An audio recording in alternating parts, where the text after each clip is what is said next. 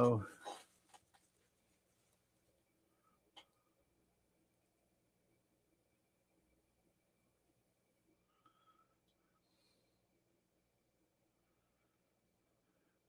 Well, looks like we went on live everything except Philbilly Moonshine. Let's see. Let's wait a second and try it again here.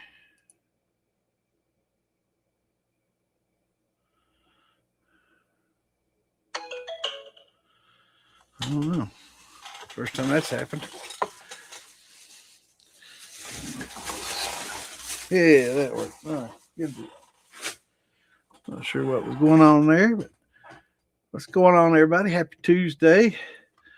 We May 12th. Well, I was going to do a little cast on propagating yeast, but I think I'm going to wait until I can get Amanda and or Alan Bishop on here and kind of, because both of them love, yeast propagation, and I know they'd love to get on here and talk about it. So I think I'll wait until they can come and join us, and then we'll talk about it. How about that? What's going on, Clinton? Good to see you, brother. All right, let me get these links out and shared. Yeah, I think I'd like to get them on here. I know they both love to talk about another subject. Yeah, they like to talk about the yeast. I know Alan's got a big passion for it, and Amanda does too. So we'll do it with them. All right, so let's get these links out. Let's see how many we can get this time. Always a mystery how many I can get. I guess it's going to be 10-10 from now on. I hate that.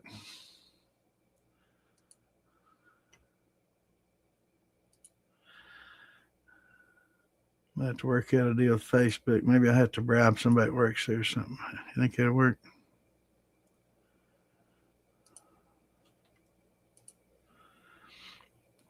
That might do the trick. Shouldn't take as long since it's only 10. I just have to go down the list here.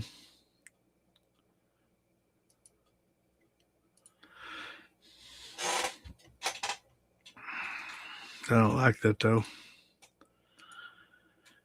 But there's not much I can do about it.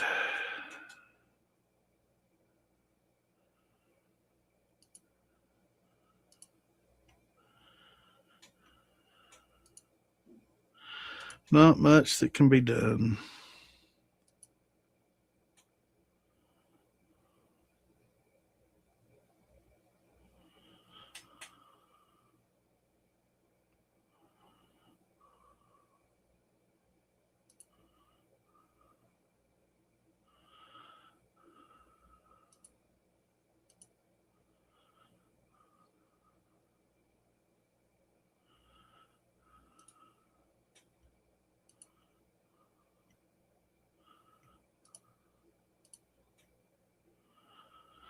Let's see.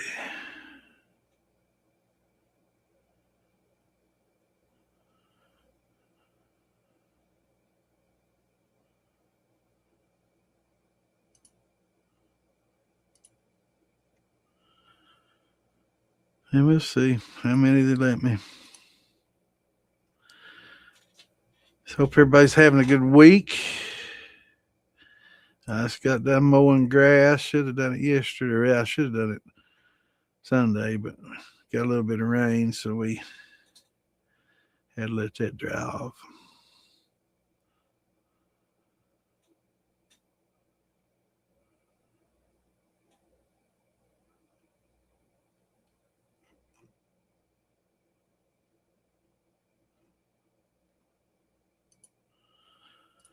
Let's see how many more. I think I'm about there.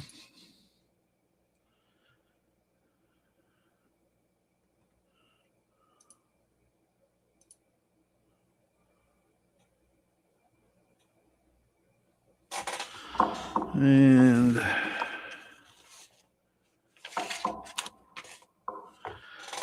let's see what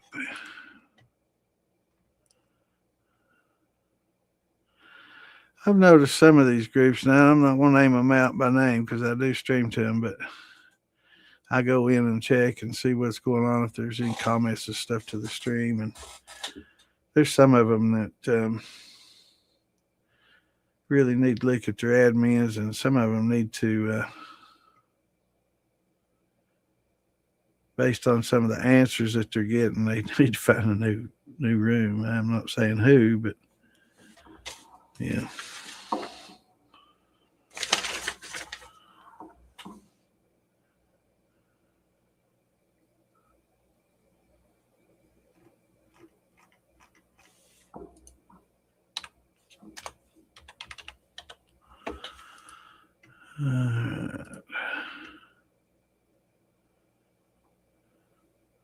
Some of them are fairly large too. It's like they're getting a lot of people in there, a lot of new people in there asking a lot of questions. And I really wish I had time. I mean, there's like 25, 30 groups that I follow. I just don't have time to go into every one of them and answer questions and stuff. But yeah, there's a few of them that could really benefit from joining other groups because they're not getting good information from some of the ones that they're in. All right, let's see if they're going to let me share some of these. Well, don't tell anybody, but I'm over the 10 barrier.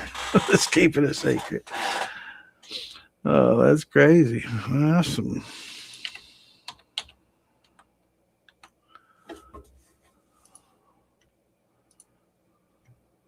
Ah, damn it, I know. As soon as I said that, boom. Oh, hell. That's crazy. All right. Well, I got one more in than I usually do. That's good to see. Oh, well. All right. Now, Patty, on time and first and in here. What's going on, man? You may or may not. I have a friend that might. I've got friends that might have something ready to run.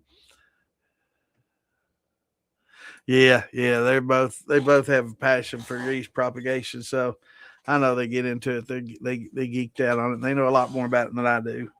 You know, I mean, I can propagate yeast, but um, you know, they have a passion for it, and there's a lot more stuff than details that they can give you that, you know,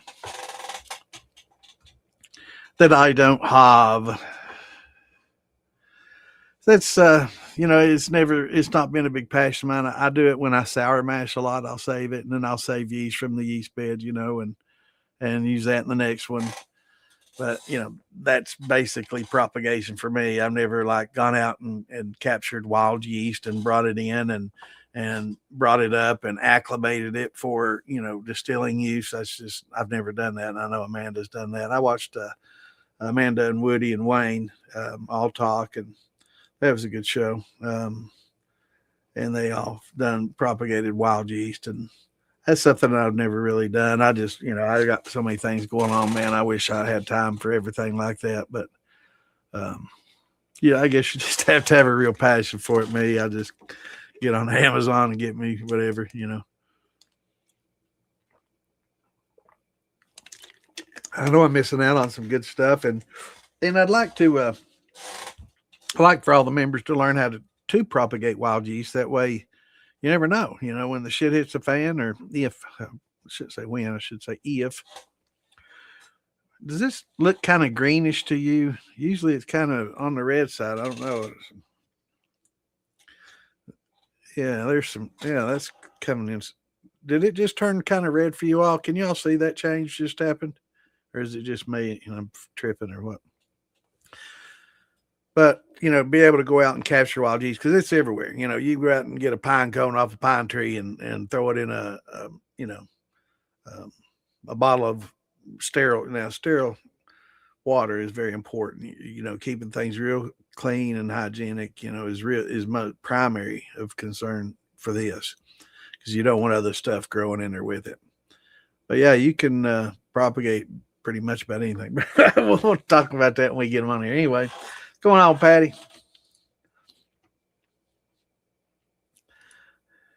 going on, Drew? Good to see you. Yeah, good to have you back. What's going on, Vesper from Papua New Guinea? What's going on down in Papua New Guinea? Thanks for joining us, brother. Hey.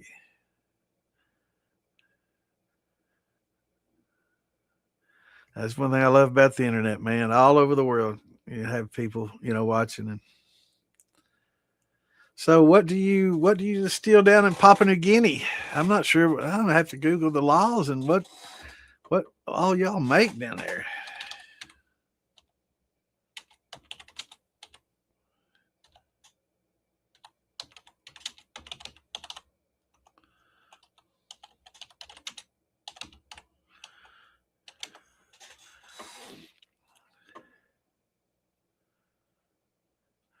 All right, so it's regulated under the Distillation Act of 1956.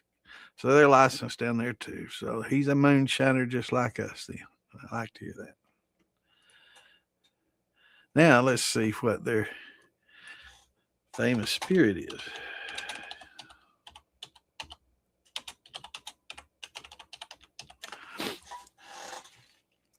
Say I don't know notable beers. They're a big beer.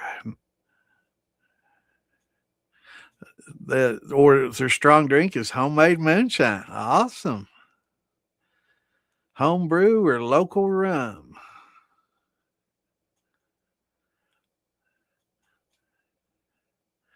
Now I'm probably going to butcher this. It's spelled Niugini, Nguini ice.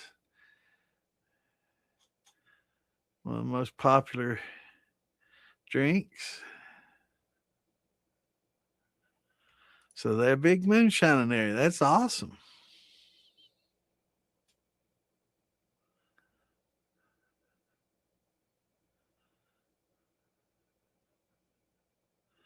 Yeah, that's the Nguini ice beer. And I know I'm butchering that name, but yeah, Papua New Guinea. That's not. I don't know much about that country. I wish I knew more.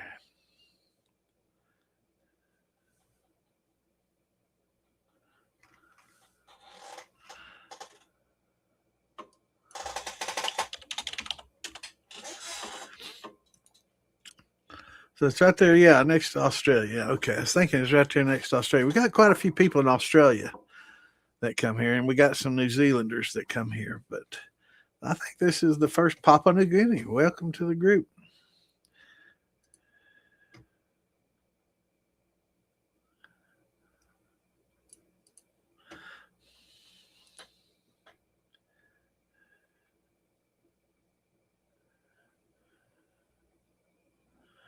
What's going on, Mash Brothers? Good to see you, man.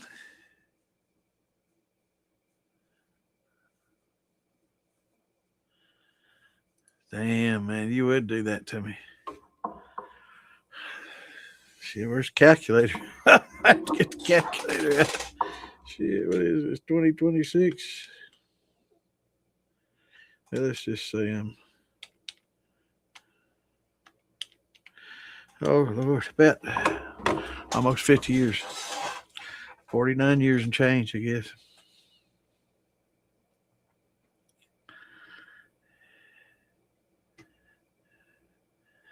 On batch number 9. Can you make moonshine from carrots? I don't know. Is there starch in carrots? I mean, you could use it, in the mash and carry it over. I think somebody was asking that the other day, and I do think there's some sugar in carrots. Let's see. Let me pull up my little chart, handy dandy chart here. I think it's actually on the chart. I don't think it's a lot, but I've got charts for everything. So let me pull up this chart here, and we'll see how much sugar it has in it. All right, let me hide the chat here. Let's see. Carrots, 4.7 grams. So between a lemon and a strawberry. So not going to get a lot of sugar out of them. Let's see. Let me Google the starch content because I'll admit I don't know much about that.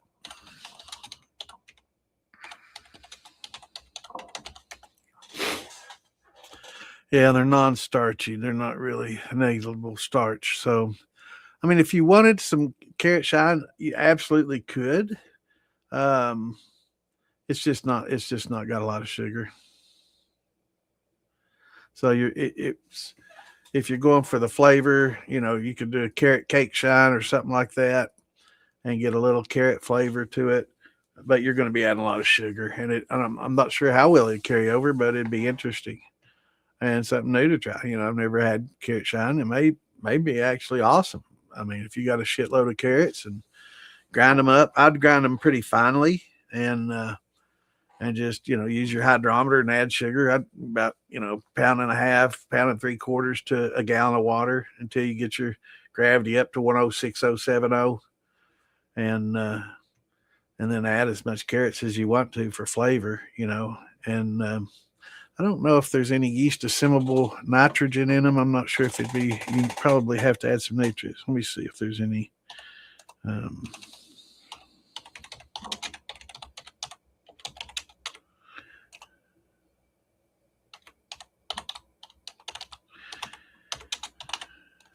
or free amino nitrogen in carrots.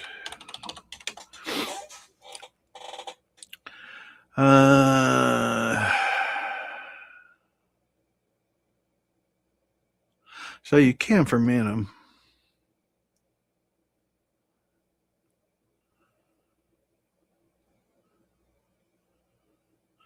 Yeah, you can ferment carrots for sure, but it's just not going to have enough sugar alone.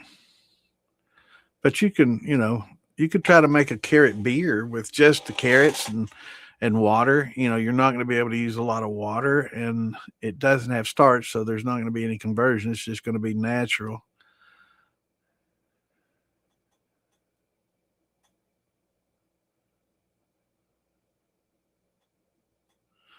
But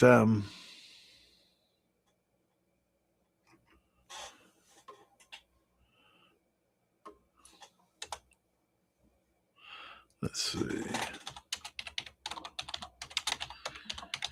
I don't think Google quite understands the way I worded it there. Yes, carrots contain both free amino nitrogen and yeast assimilable nitrogen, although they are not typically considered high nitrogen sources for fermentation. So it has some. So that's good to know. I wasn't thinking that they would have much, but they do. So maybe take a handful of bran flakes and crumble them up, real finely, and throw in there, depending on how much your mash is. If it's a small mash, it wouldn't take much to help feed them, or some dead yeast if you got some dead yeast from a prior fermentation. Just boil them up a little bit, kill them off, and add that for nutrients, and that should work out quite well. But yeah, so just from reading that, they do ferment carrots. I think it might be more of a food thing, but absolutely be interesting, especially a carrot beer, man. It does sound pretty interesting, doesn't it?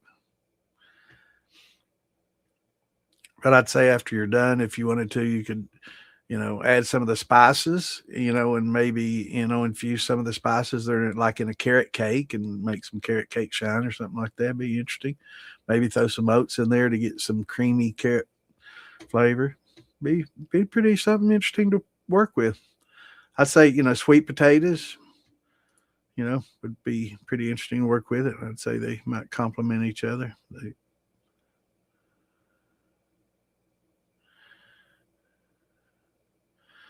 Hell, I thought you'd been around longer than that. Yeah, I think it's been more than 2 years. Well, you've been around for a while. I remember, hell, you've been in me and Joe Rutledge's group for a long time. Uh, before I left there, before we had our differences, and he passed away. But that's been years ago. I saw you in there, Mash Brothers. So you've been around a while. Maybe you're just reading up and learning then at that time.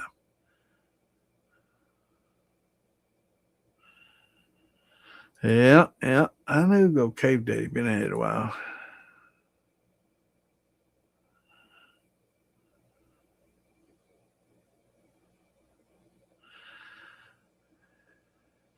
Yeah, it doesn't have a whole lot. I thought it'd be starchier than what it said, but it's not. There's not a lot of starches in it, but there's sugars in there, so that's good. Just Not real high starchy. 4.7 grams, that's not a huge amount, but it's enough. You're still going to have to add some, probably add some sugar to it to get it to where you'd want to, unless you're just doing like a low, um, you know, a low ABV beer or something. Carrot beer would be interesting. Uh, but if you wanted to get it to higher and to distill, might have to add a little sugar. But yeah, it would be very interesting. Yeah, I think it'd be definitely something worth trying. But get your hydrometer and use that to help gauge how much gravity, starting gravity is, and maybe adjust up a little bit. And there's a lot of things you can adjust with too, not just sugar. There's other things that probably are better. Dextrose being one of them. Corn sugars. Don't know if corn sugars. I know dextrose is based on corn, but it's not real corn flavored. But like a high fructose corn syrup or something like that, or sugar. Vanilla. I mean, hell, you do carrot rum if you wanted to, and do some molasses with carrot. I don't know how well the carrot would carry over all that grunge of the molasses, though. Yeah, it'd definitely be something interesting. Let me see.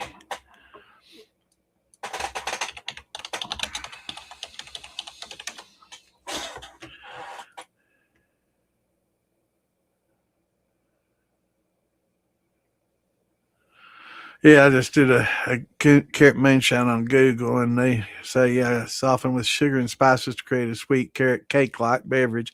I was thinking the same thing. I think that would be good.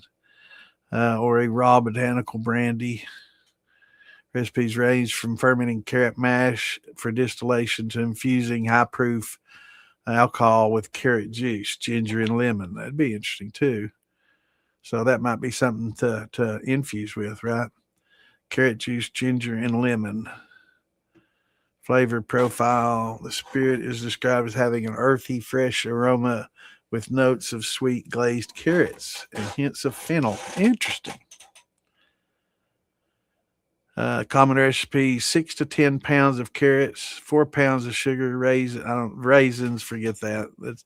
That unless it's for flavor. Lemons, oranges, and/or for a carrot whiskey. So that's 6 to 10 pounds. This is per gallon. No, it can't be per gallon. There's no way 4 pounds of sugar. So maybe that's a 5 gallon batch. I'm guessing 6 to 10 pounds. So it's about 2 pounds per per gallon of carrots, and about a pound. I'd go a pound of sugar. Raisins for flavor, I guess. I don't know that. I think they're throwing that in there as a nutrient, and it's not negligible amounts of yanofan in that.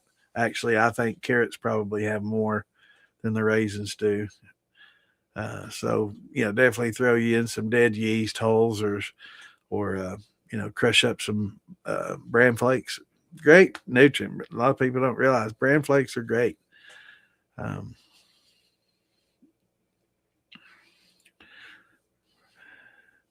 So carrots are boiled, mashed, and fermented with the yeast and sugar. Sometimes wheat, so they're like adding wheat. So that'd be interesting too. So if you got some wheat to add, you could mill up some wheat. That'd be good enough for your. I think.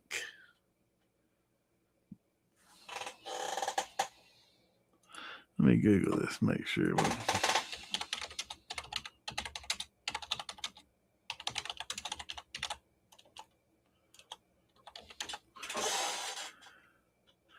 Yeah, so the bran flakes are made from wheat itself. So yeah, I was thinking they were mostly wheat. I just want to make sure before I put it out there, I don't look like an idiot. But yeah, so your bran flakes are wheat, so that would work out real well. So just crumble up some bran and feed it, and that would help your flavor profile as well. Or you can grind up some wheat and make some cracked wheat or ground wheat. For a simple version, carrot juice can be blended with spices, cinnamon, ginger.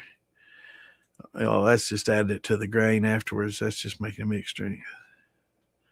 Yeah, pretty interesting. I've never Never thought about that, but it'd be awesome, especially if you're a carrot farmer or you have a store that's got tons of carrots that they can give you anything free like that. Though that's if you can get any kind of vegetable with starch or sugars in it for free, that was the heart of moonshining. Is just being able to take something that you get from free, for free or for a very low price and convert it.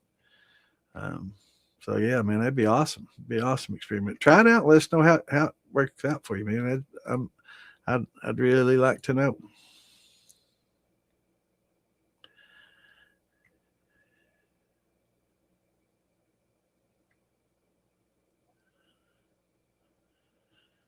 Yeah, I was thinking about making a little hard lemonade with this. I've been giving up pop. I'm trying to give up sodas and drink Kool-Aids and Crystal Light. This is a raspberry lemonade Crystal Light. It's pretty good. I bet it'd be good. Just put that Crystal Light directly in some moonshine and drink it. I don't know. It'd be good. Yeah, I got a red face. I ain't been drinking it yet today. I got that from getting out in the sun and mowing. I had to mow today. So I got some sun on my old face today. Yeah, it does turn kind of red and green. Y'all seeing that too? So if I lean forward a lot, it kind of, I don't know, a minute ago it's turning green. When I was leaning forward and back, it's going from green to red. But this is a color correcting camera. So, but it's an old one, man. I tell you what, this old camera's better than some. I got a brand new camera, and it's the same maker. It's Logitech. It's the same maker. And I played that thing in, man. It wasn't near as good the quality as this one. This 720p, and it looked better on this. This looks better than that one, and it's 1080, and one of them nice new ones. And I'm like, well, hell, I'll just use this old one. I got it for cheap, but it's like 12, 14 years old, man. I'm like, man, but it was pretty expensive one back in the day. I got a pretty decent one, but I had no idea it'd be better than I think it was a 510B or some shit. I got Logitech, and it's okay, but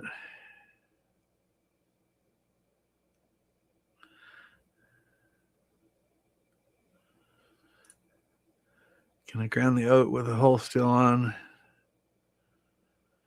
Well, yeah. If you're getting oats like that, absolutely, it's not going to hurt anything. In fact, those holes will probably help you clear thing. When it clears, it'll help settle them. Unless they all float, then you just have to take a strainer and skim them off the top. Take one of them little metal strainers and strain them off the top. But yeah, it'd be fine. But cook them anyway. When you're going to put them in something pretty warm. So a lot of grains and stuff do have wild yeast on them. So sometimes it's if they're not malted and you're not depending on them for diastatic power, sometimes it's better to go ahead and throw them in when things are real hot.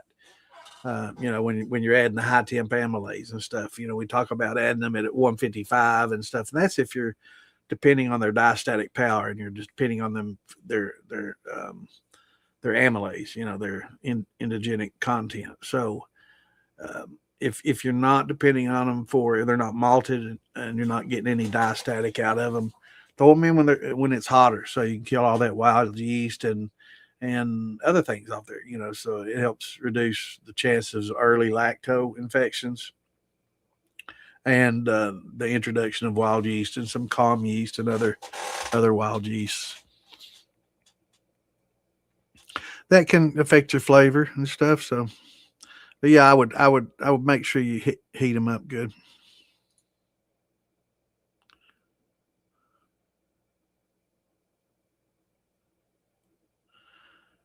Did I say it correctly? I'm surprised, man.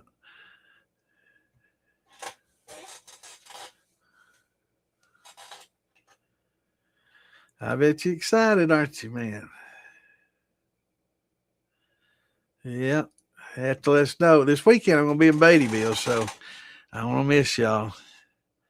But I'm going to go hang out with my buds in Beattyville. So anybody close by should come on over and join the party. Meet us if you're close.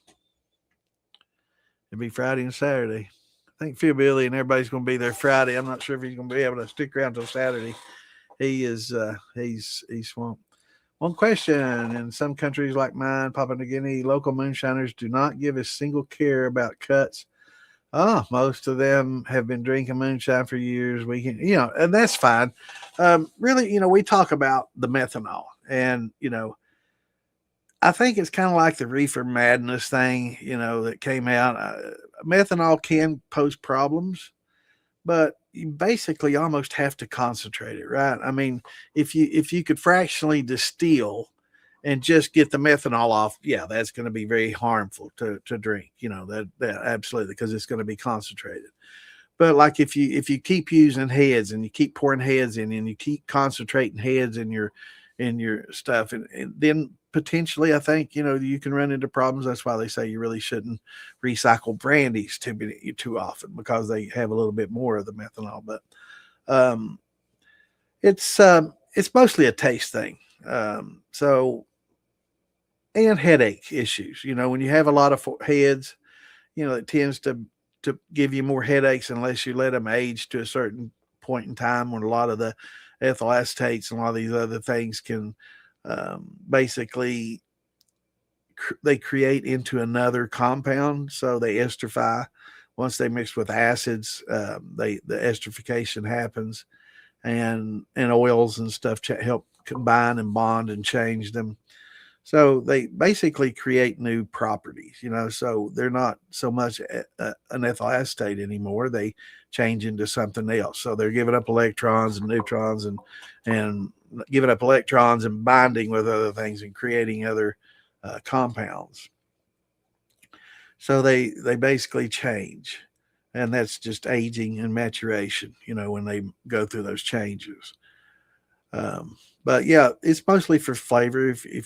If you can get that out, if you're not aging it, Vesper, it's best to make real tight cuts, and try to get a lot of that acetone flavor, out, and just do the hearts. But if you're planning on aging, for a year or three, then you can add a little bit of the heads that are just next to the hearts and a little bit of the tails that are just next to the hearts, and use those to help in the esterification process.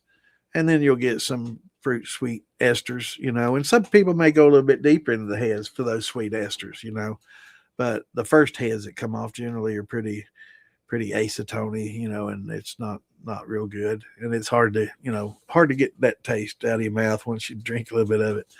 But yeah, it's not a big a deal as harm, unless you keep reusing them. A lot of people save heads and rerun them alone, right? They just mix a little heads in water and rerun them, or mix it with a little bit of tails and rerun it, and keep doing that and doing it. And then you're just basically continuously concentrating them when you do that. And then it can be an issue, and I wouldn't recommend doing that. That's why I don't ever put any heads in my tail bucket. I don't do a faints run with heads. It's all just tails. And I just don't want to deal with it. It's just headaches and could be worse. But yeah, it's it's for each individual run, it's negligible. It's in the wine and the beer that we drink. If we don't distill it, so we're getting those compounds when we drink wine and beer, right? So that's not killing us either. So, but we concentrate things when we distill, and that's when you start worrying about it. And so if you just pitch off that first little bit, and then the rest is no biggie. It's just flavor and headaches. But yeah, it's good to see a shiner from Papua New Guinea. That's awesome, man. What's going on, Hellbilly? Good to see you, brother. Alabama in the hizzle. Good to see you underground.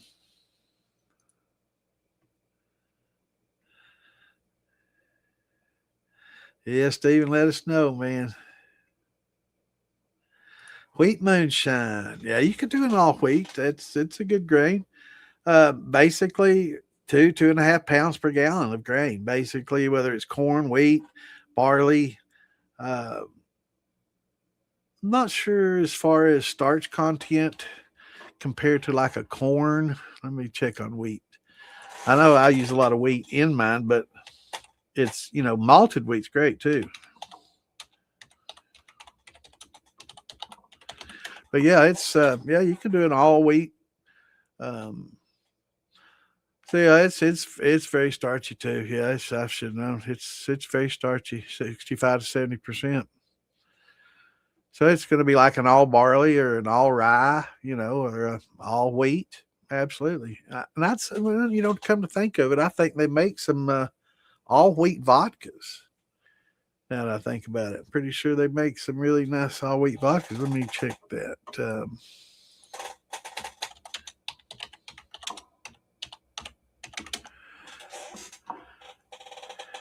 Wheat vodka renowned for its smooth, slightly sweet, and soft mouthfeel compared to other grains.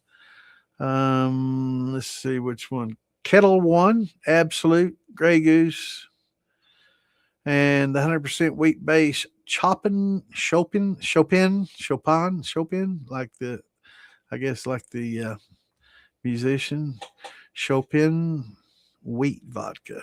They're showing a picture of it there. Yeah, so it's I've never heard of Chopin wheat though, but I knew it was that they've used in a lot of vodkas for sure. But yeah, just distill it like any other grain. Use your high temp amylase, and let me give you the temp ranges. So to gelatinize it, you're going to probably have a little lower temperature than what you would use with corn. So let's see what we got here on the chart. Wheat, 155. Now, I would say if it's not a malted wheat, you're going to want to take it on up. You're going to want to go to about 175, 85, and to get it gelled up. And then you're probably going to want to use what's this Seb what is it, Clint? Sebstar or whatever to help thin it out. What is it, Clint? I know he uses it a lot. I haven't gotten it yet and using it.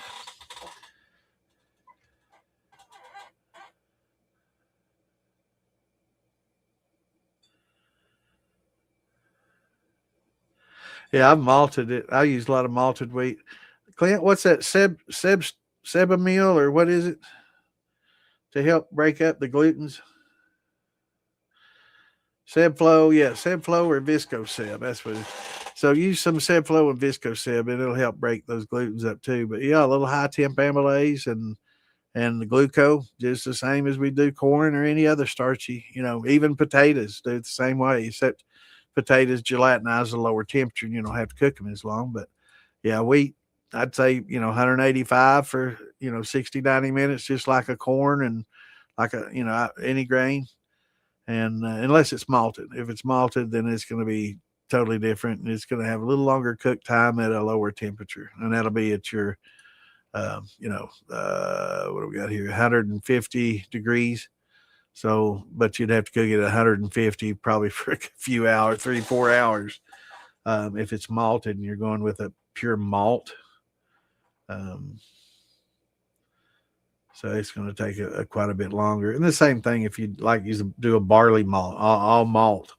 You just have to increase the cooking time, and it's about the same temperature as a barley malt there. So, yeah, you just have to cook them a lot longer. And you can't exceed those temps though, because the amylase in them starts to denature, and you'll definitely want to follow up with glucose. They do have beta amylase. They do have the beta amylase in there, beta glucanase, but it can probably get denatured in the long, higher temperature cook time. So there might be some that gets used, but I'd definitely follow up with some glucose. But yeah, you can definitely make some good all wheat. I've never done all single any grain other than corn. Definitely going to try do maybe I'll do an all wheat. I'm not ever going to do all rye, but I know you can. But I may do an all barley just to do a single malt. Once I get a good deal on it, I can find it somewhere cheap. Now I think I have a source up there. Where was it? Wisconsin. So if we can get some good cheap barley from Wisconsin down here, definitely going to give it a shot.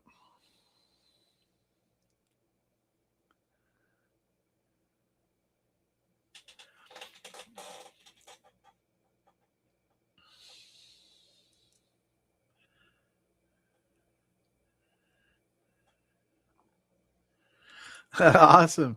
So pretty big cap on it, huh?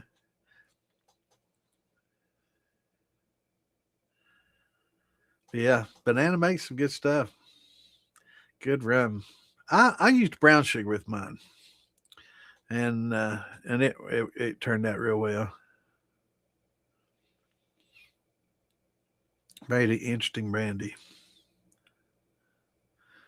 In fact, it's the base of my root beer brandy.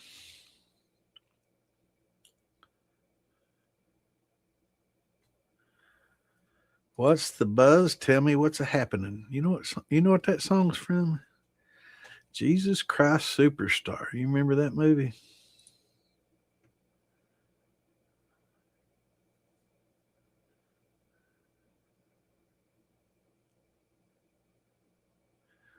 Yeah, yeah, it's good to make the cuts. And if they don't, it gets diluted, and it's just going to give you a headache, and it's something. It may cause some long term damage over a long haul. I'm sure it does because just regular alcohol does, but um, there may be some increased liver issues or other things. So I would definitely recommend making the cuts, whether they do or not. Maybe you can teach them how and only just make sugar shine. So they're not using any of those fruits. Make some of that kiwi. You all get kiwis down there, don't you?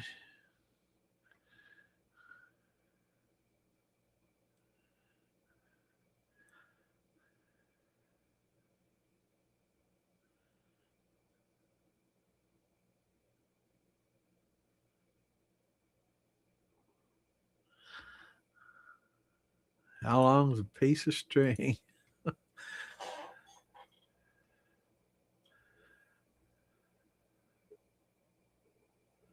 I didn't know it was that close. I was thinking it's probably 20 miles, but damn, I didn't know it was that close. Didn't look that close on the map. Wow, that's cool. So they form a straight there. Okay, cool. I didn't know it. I'm learning things. See, today I'm learning. That's what I love about this. We all learn from each other. I'm learning all about things. Yeah, I got to know they have kangaroos and wombats and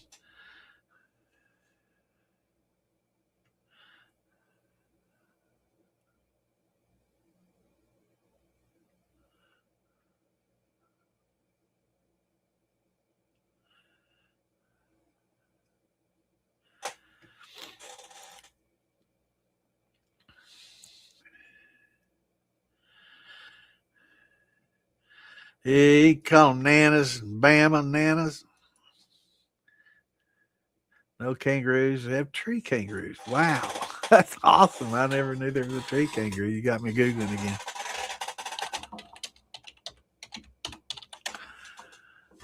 Oh, cool.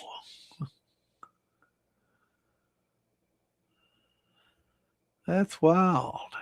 They do look like a kangaroo, too.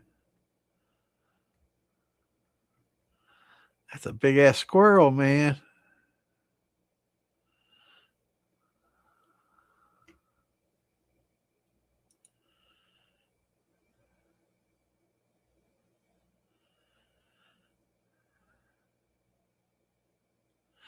So they thought they were extinct and they're coming back. Man, that's awesome.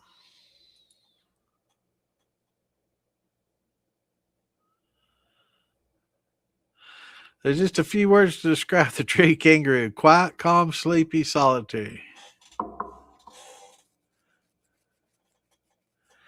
They're sweet and petable or mischievous and playful. I don't know. They're sweet and petable when hand fed.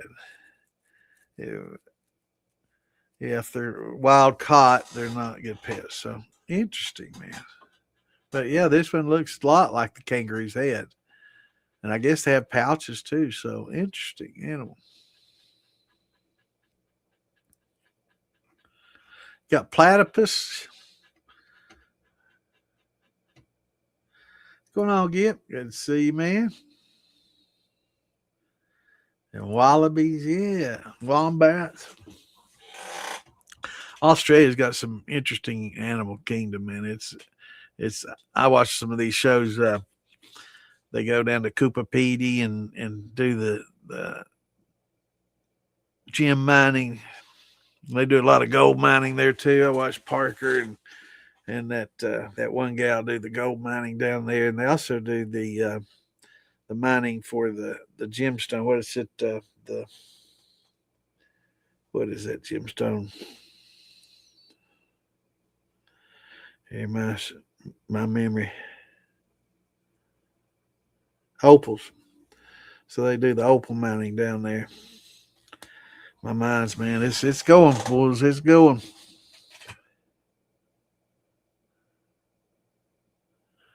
Yeah, yeah. You get some flavors. I tell you, carrot beer would probably be good too. And ferment with some spices and stuff. Make a carrot cake beer. That'd probably be pretty damn interesting. But yeah, they say it's fermentable. Going on, Misty Mountain. Good to see you.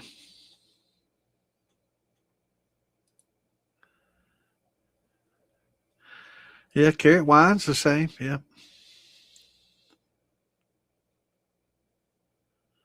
Yeah, negligible amount of starch, but it does have sugar. So no, you're wrong. It has the sugar where you don't have to convert it. So I guess it's a fructose.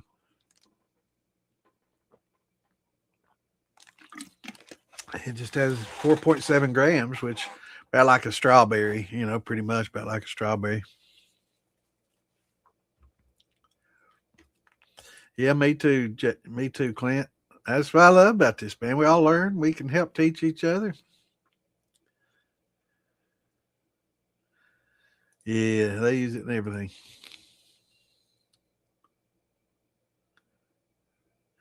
Hello, Miss Lisa. How are you? How are you? Good to see you.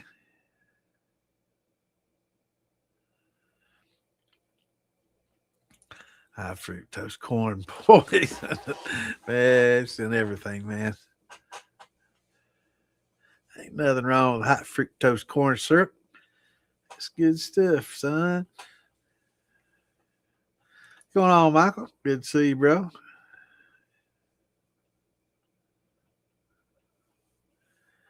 I got a buddy of mine, Michael Rodriguez, down in Texas.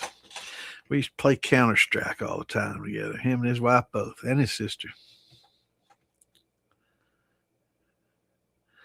Called him Daddy Pun.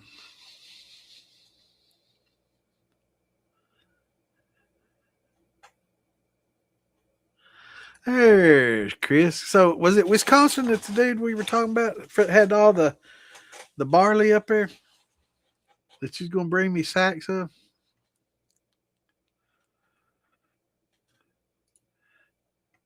Hey Marie, good to see you.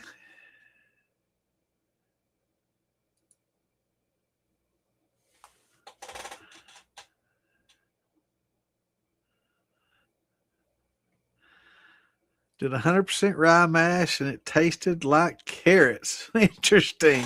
Well, we were just talking. Somebody was just talking about carrots too. So maybe you do carrots and rye. A little carrot rye mash. That might help things along. Interesting. Yeah, for me, just rye. The more added, it gets real spicy. So I remember on the show, I think it was who's was one of their sons did an all rye, and I think he messed up, and added too much rye or something. It was just for the show, but did an all rye, and they were all enjoying it.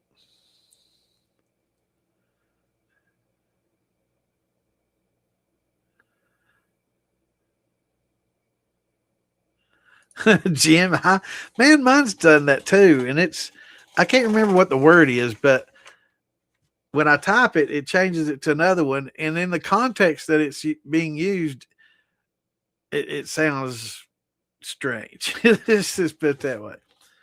And it's really weird. And I can't remember what word for, and it changed it. I don't know. I can't remember what it was, but yeah, it kind of makes what I'm trying to say sound kind of gayish. So it's pretty funny. Yeah, it auto corrects it to something that's not something I'd normally say.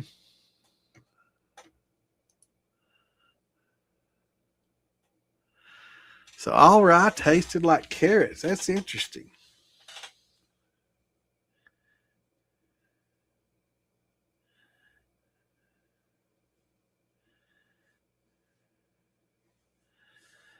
All right, Chris. I need to know who up there in Wisconsin had all that barley. How many bags you gonna bring me?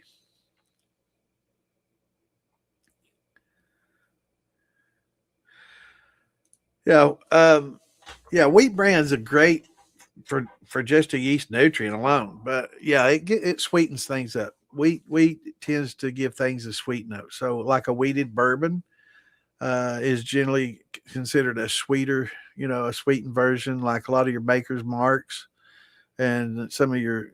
I like wheated bourbon myself, so a lot of the sweeter bourbons tend to have wheat in them. I use wheat, but bran flakes are basically a wheat flake, and bran flakes are great for uh, to add to your fermentation if you can get them cheap, or it's also good for just a yeast nutrient. Crumble them up real fine and add them to your mash to help give it some yan and fan.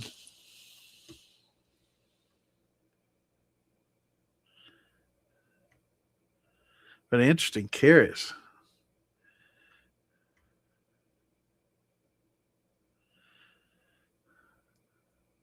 And malted rye and regular rye. Okay, that's interesting. Not what you wanted. A little carrot juice is good for you. Beta carotene. But yeah, it's that is interesting. What's up, Josh? Good to see you, brother. Yeah, man, I'm real spry after mowing my grass today. I'm all ready to go, man. I'm feeling young and refreshed. I've been on the couch too long, man.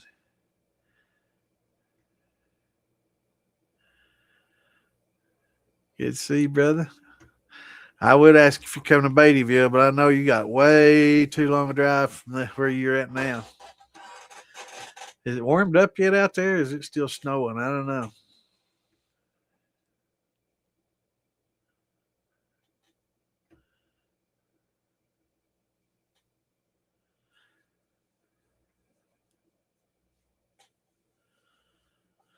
Yeah, you float? Hell, I know I float.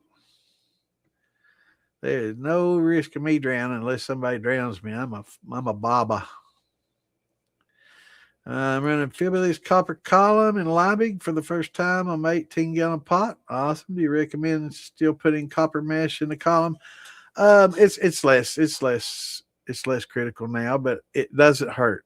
I'll just add that if you can put it in the column and just don't put packet tight, where it can constrict things. Just do a loose roll and put it in there as long as it doesn't fall down, into the pot. Yeah, absolutely. Yeah. More copper you can get in the path, the more of the sulfites you can take out.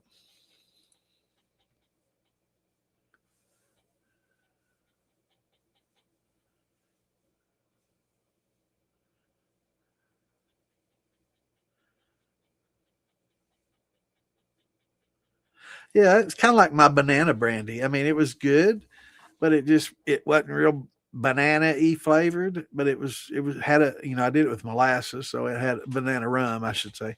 Uh, so it had kind of a dark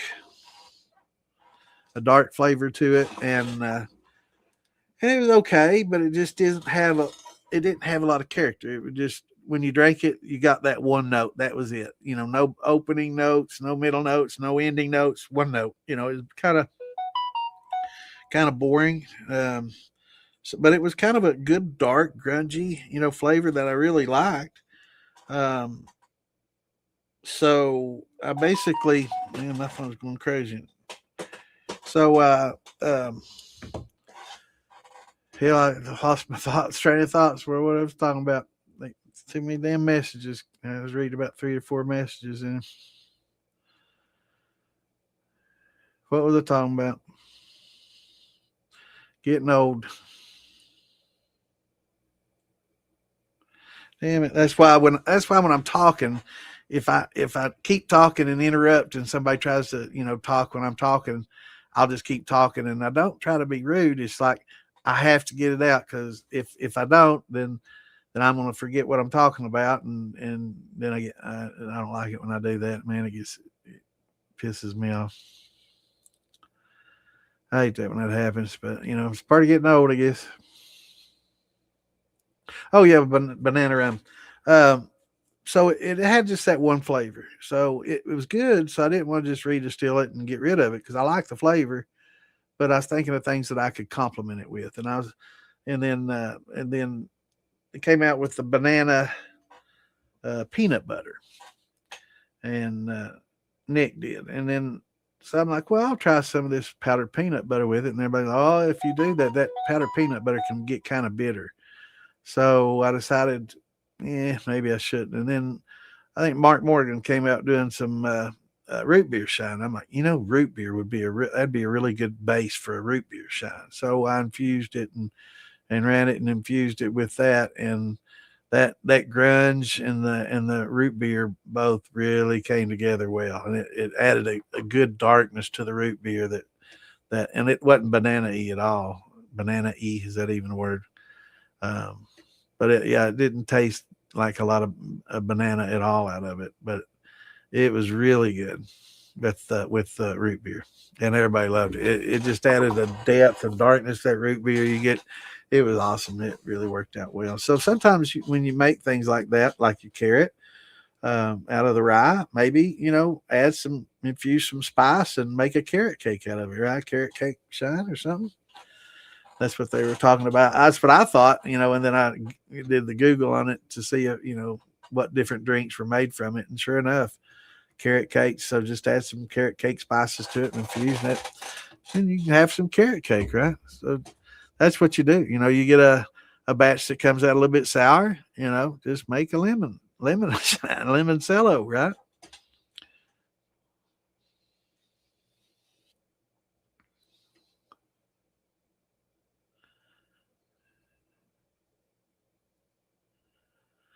So you drink some of that. I've never tried it. I mean, I like rye to like 6, 10%, but anything that's high rye, I've never really. I mean, it's okay. I'll drink it, of course, but it's never been my favorite. But I like wheat. I like using wheat and oats for the sweet soft. Yes, what I am. Yeah.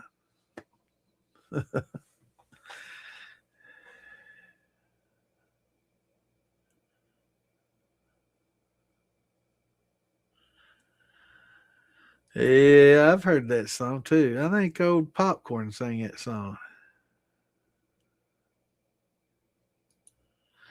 Or maybe it was Tom. I can't remember. Jim Tom might have sang it. I think they both might have sang it. I know Jim Tom sang that song. That's who I heard sing that song.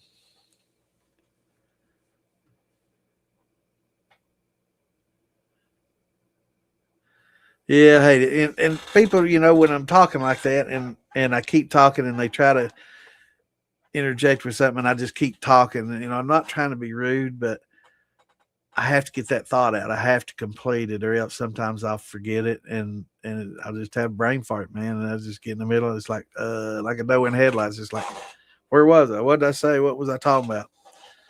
I know it's part of getting old. I have to get used to it. So you like that, right? Huh? Spicy.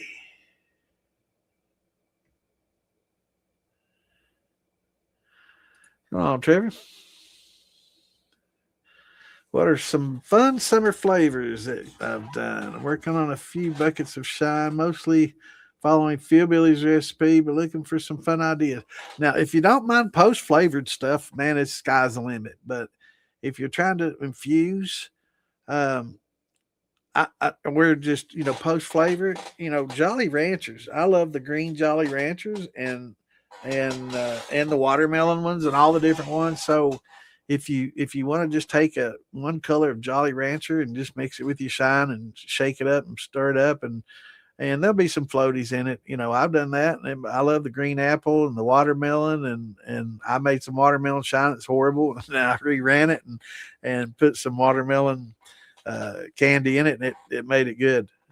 But a lot of people don't like the post flavored stuff like that. They get crazy and they're purists. It's got to be. I was kind of that way at one time, but things are changing, and people are, people don't mind. It's like a mixed drink. It's how many people drink vodka straight. Everybody mixes it, so you can do the same with shine. You can mix it with things and get interesting things. It's not something that has to be drunk straight, believe it or not.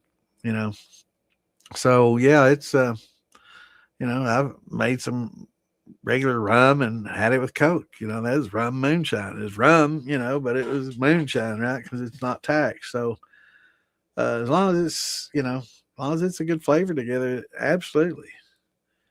So I'm becoming a little more relaxed, But I did grow up buying from when I was young, and we didn't always make it. I mean, I'm talking about 13, 14 years old. We was going to the bootleggers buying moonshine if we wasn't making it, and they always sold it with a peach in there or some grapes in there, right? So I got a little bit of taste of some post flavoring from when I was young, and they did that to help cover. They didn't make the best of cuts, but it was decent shine. It was better than the Georgia Moon, that you could buy during during that time. But yeah, it's there's a lot of sky's the limit, man. I'm trying to think of that. What is that? Some juice they were making at farm to bottle that they mixed with some shine, and it was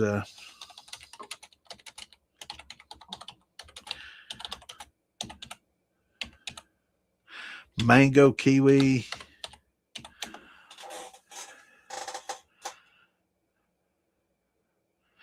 Yeah, like an Arizona kiwi mucho mango juice cocktail or something like that. That's what I recommend.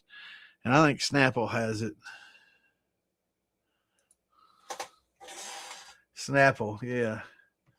So just mixing it with Snapple, But it's just, just take high proof and mix it, just proof it down with that and makes a good drink. Great post flavored drink. But they had some of this stuff. I can't remember what it was. It wasn't this Snapple, but it was the stuff that comes in like a milk carton. And I can't remember what the name of it was.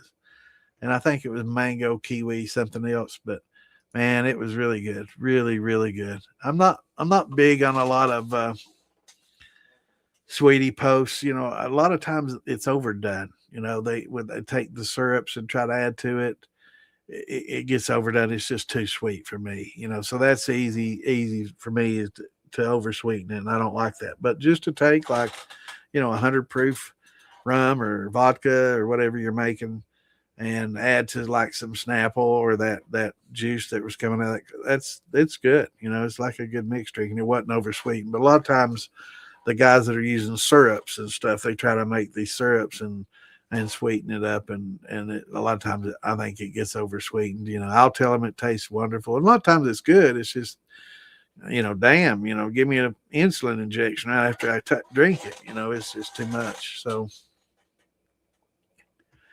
there are a lot of interesting things to do with it and infuse. If you like to infuse and you got to get in, jar rigs, then yeah, you can even use those Jolly Ranchers in your jar rigs or a lot of these syrups, and stuff in your jar rigs and flavor, or just take regular fruit puree and sweeten it up a little bit and throw it in there. All of them work, but it's you're not going to get as much flavor out of it that you do if you just post. And a lot of people, that's what they're looking for. A lot of times is just getting that that sweet good flavor that you would get from mixing just like 100 proof liquor and that and like making a mixed drink. So it just depends on your druthers, man. It's just whatever you like. Don't don't list anybody else. If you like it, go for it, man. Because it's that's what it's all about is making something that you enjoy.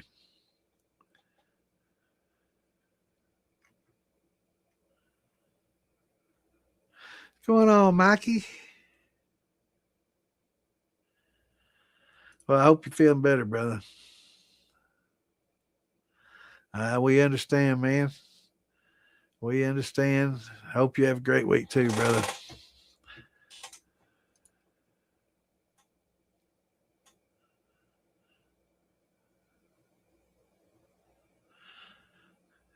You're busy, I'm guessing. Work fiberglass for a living. Yeah, and you know what? It is as good as acetone. It's good if you weld. It's great for cleaning your metal. Just the same as acetone. It's good for thinning your paint.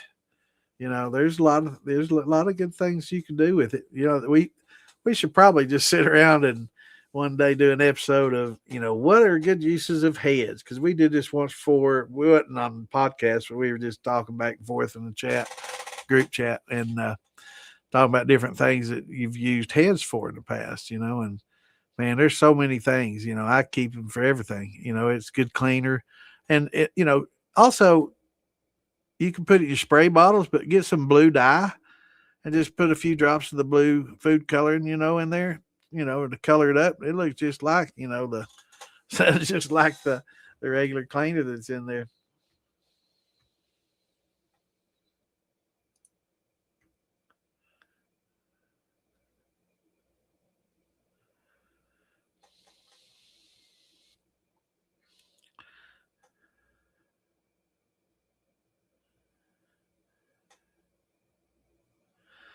Hell yeah.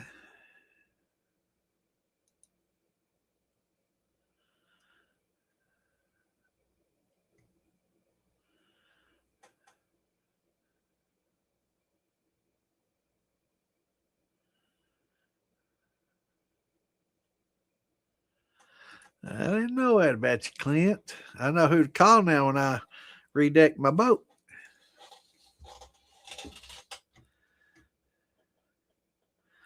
All white corn. Sounds good. Malting the corn. All right, now I will tell you. Now let's go back to my little handy dandy chart here. Now, when you cook that malted corn, if you're doing it for flavor, that's wonderful. That's fine. You can cook it and use high temp amylase and all that as you normally would. But if you're going to gelatinize it and keep that diastatic power, you really have to cook that corn for a long, long time, and you can't go over 155 degrees. So it takes a long, long time.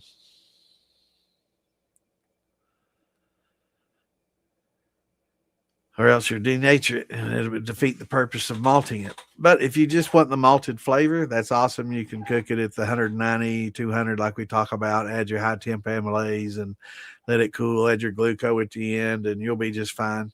But if you're wanting to use the diastatic of the corn, you have to gelatinize it at a very long cook. It's not a high temperature cook, 155, so you don't have to worry about scorching anything, because it's not, it's a lot. Well, you're still always the concern of scorching, but not like if you're cooking at 190 to 200, I assure you.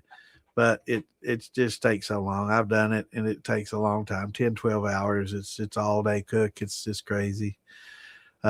So if you do the malted route, you can do malted and cook it, at the higher temp, and then just add your high temp amylase and your glucose and just do it for the flavor of the malted corn, because it does change the flavor profile.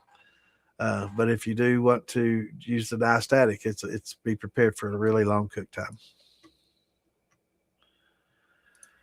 How much sugar for all wheat? I need formulas to work mash. Now, if you're purist, you can hopefully do a conversion. If you have wheat, cook it like we were talking about, 185, and then use your high temp amylase, and then let it cool. And then when it gets down cool enough to where your glucose calls for, some's 140, some's 120, some's 100. So whatever they call for, add your glucose at that temperature. It should be on your package. So it varies, but the high temp's generally 185 when you want to add it. Um, but yeah, gelatinize the wheat just like you would corn or any other grain, and 2.5 per gallon of the grain per gallon of water, and boil it. Well, not boil it, but cook it at 185, 195, and I'd say it probably will take less time for wheat than corn. Um, So, but yeah, gelatinize it, and it'll get kind of gummy. It'll get a gluttony, and you use that Seb Flow that or Visco Seb that Clint was talking about earlier, and that helps break it up quite a bit. But use that high temp amylase and that gluco, and it'll help. It'll make it. It'll be good. But that really, and check your conversion. You can use iodine, see if you have starches left, and but do that at a date like a lot of people check that conversion immediately. Add the gluco and wait and do your starch test the next day and see what kind of conversion you got, and then check your gravity. And if you need to add some dextrose or something to bump it up a little bit, that's fine. Um, but yeah, don't add, you'll add the sugar at the very end after you get after you get your reading and your gravity reading. And if it's like a 1040, then you need to bump it up a little bit. If you didn't get a good conversion, bump it up a little bit. I use dextrose because it's basically flavorless. It doesn't add a lot of flavor or anything. It doesn't. It's not good for that, and it's not bad for that. But the yeast love glucose because it's just a single molecule. And they like it. A little single molecule of glucose, and they like those monosaccharides. But yeah, just use your hydrometer. A lot of people don't realize it, but that hydrometer can make any recipe you want. So whatever ratio you want to use that hydrometer, and it'll tell you how much you need to add to get the gravity up, right? So if you need to, sweeten it up some, then just add. You can make some sweeten or just boil some water and add sugar to it and make a syrup. Keep adding sugar, make it kind of a syrupy. And you can just add that syrup, that way you don't have to dissolve it in the water. It's already dissolved, and you can just add syrup, in bits at a time, stir it in real well, check your gravity up, need to go a little more, add some more syrup, stir it in well, check your gravity, and you can basically make your own recipes that way. But to start out with, I'd use about 2.5 pounds per gallon of wheat per gallon of water.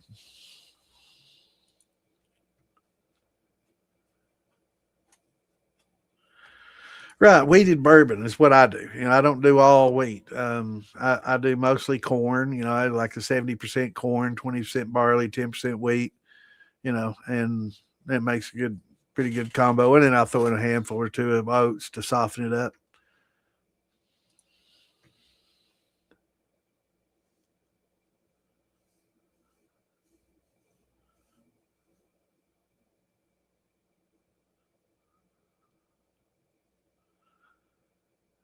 Yeah, getting too hot to malt. Yeah, that's one thing you got to be careful of. You want to, you know, uh, malt it in a pretty quick time. A lot of people use the bucket method. You can malt it in a bucket and just let it soak in a bucket. I like using spreading it out and using sheets and keeping the sheets wet, keeping it between the sheets, and just spraying the sheets, several times a day as they dry out. Just keep them moist. And then when it's all done, I have a screen that I can put them out on and dry. Um, yeah, Visco Seb and Seb Flow.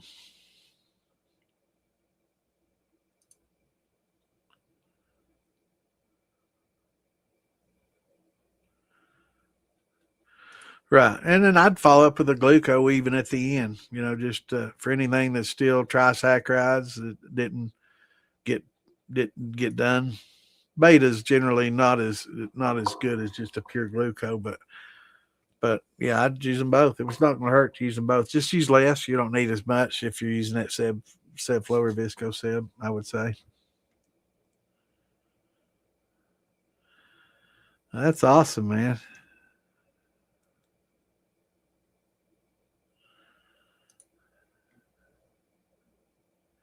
No problem, brother. That's what we're here for.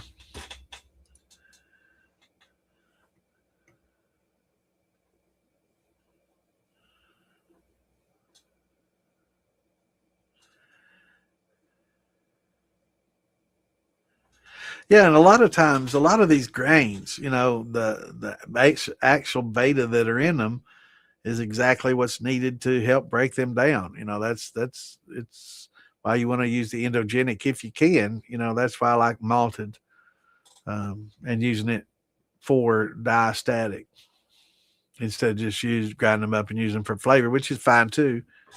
But yeah, but most of them contain the endogenic enzymes that will help break itself down, and a lot of these have both alpha and beta. But a lot of times when you're trying to activate that alpha and you have those long cook times, it can kind of start to denature some of the betas in there. So it's always good to follow up. I just always follow up with glucose.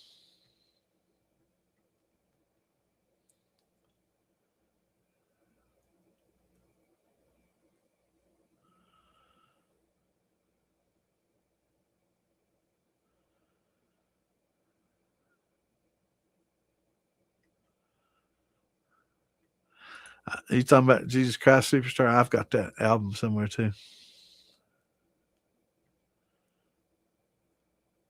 Am I that far behind? Damn, if I ain't half hour behind, Lord have mercy. Then first all grain tomorrow, I'll have 15-gallon fermenter. How much corn will I need to make it work? At least 30 pounds. If you're doing 15 gallons of water, I would say do 20. That way you'll have plenty. And make sure when you say 15-gallon fermenter, is that 15 to the very top? Because if so, then you've got a 15-gallon vessel, but you should probably do 12, right? Because you're going to get a cap and rises. Then depending on what you do, like we were talking earlier, bananas and sugar, you could probably only do maybe 8 to 10 gallons of it in there if 15 is the top. So, but if you've got, always try to get a bigger fermenter than what size, like if you have, and it, you need to get, like if you got a 15-gallon steel, then you need at least a 20-gallon fermenter, right? To 25. That way you give plenty of headspace for caps and stuff. And that way you can always do about 20 gallons. And then by the time everything's said and done and got absorption, evaporation, everything else, you can always get about 15 with a little bit in the bottom. And that little bit in the bottom can be the base for the next, right? And that's the way kind of to do it. That way you can carry it over. You get the nutrients, you get the yeast. You don't have to continue to buy those things, and it works out real well. But yeah, if you're doing 15 gallons of water, then 30 pounds of corn to 35. If you want to get a little higher gravity and get a little bit of conversion.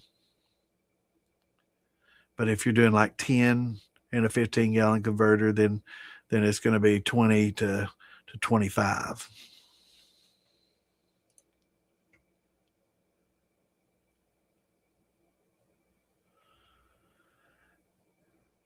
Cassowaries, I've seen that bird.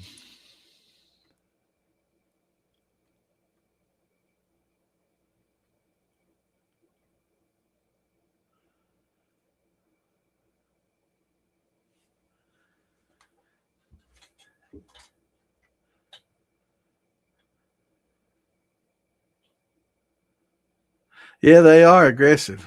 They are.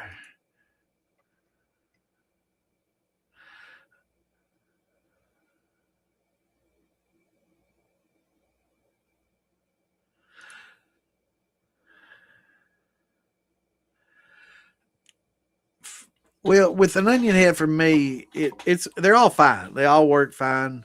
I like the traditional cap that is a frustum that comes up and the vapors come out the middle of the cap.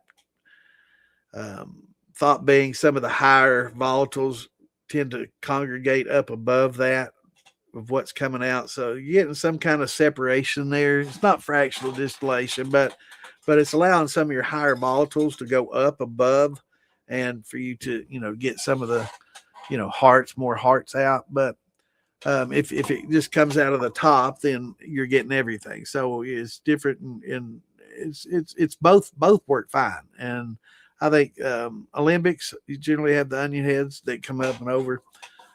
Both are fine. That it's perfectly fine. But as far as that, the difference between that and a straight column is going to be proof. You're going to probably definitely get more high proof out of a column. You're probably going to get more passive reflux.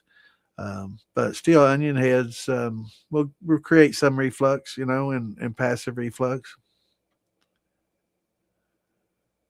but both will work fine.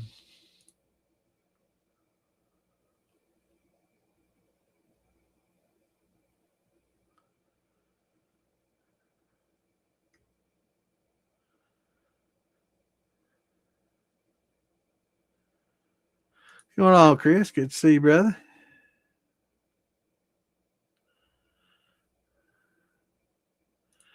Yeah, maybe it was them we were talking about. There's somebody we're talking about that has lots of barley. It's for me, I can get wheat, I can get rye, I can get corn all day, cheap, cheap.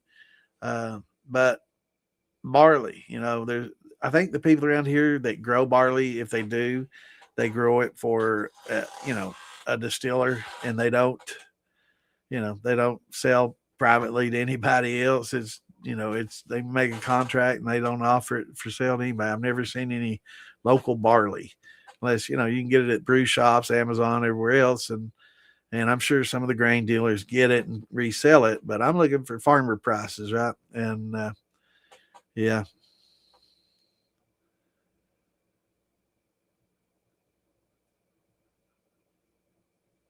FitJoy. There used to be that's a really good.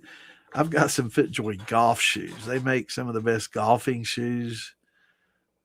FitJoy golf shoes. Check them out. They make some of the best, or at least they used to. They might have been out of business for 30 years, but I've got some old FitJoys. They make really good golf shoes, though.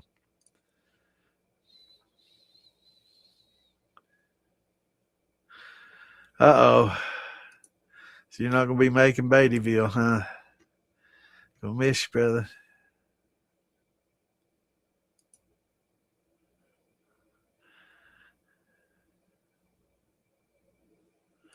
All right. Well, I've had some friends over. They I was telling them, I heard my son-in-law is very nice, irresponsible, but he drink too much. uh, yeah, yeah, yeah. That's funny, man. It's not. I think the season ended. The season, I think it may have ended. Yeah, I think it might have been a season-ending thing. I have to ask Amanda when we get around here,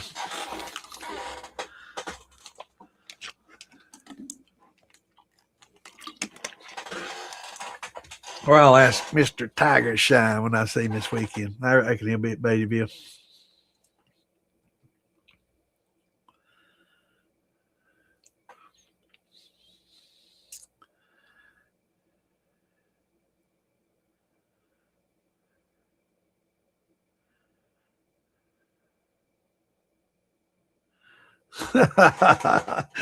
There's some truth to that.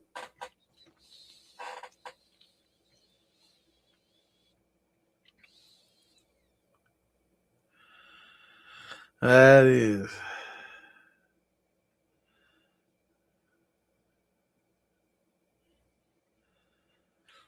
That's funny. But there's some truth to that.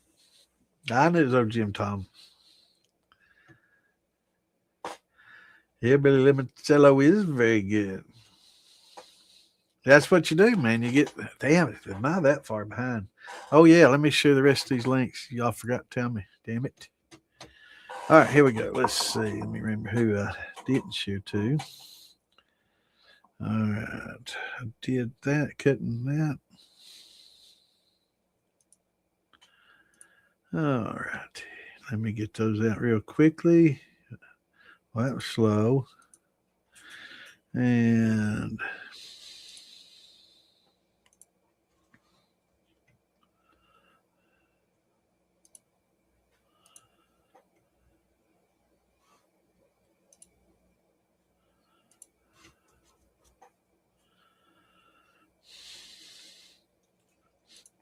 now some of these groups, I may send it out on the second one, and it's because basically some of these groups, everybody is in all of them, right?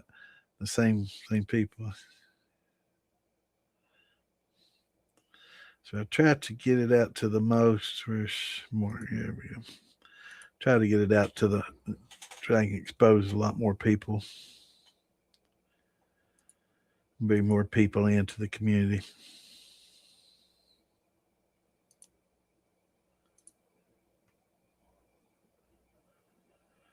Just a few more, and then they're going to put the stop on me. I don't know.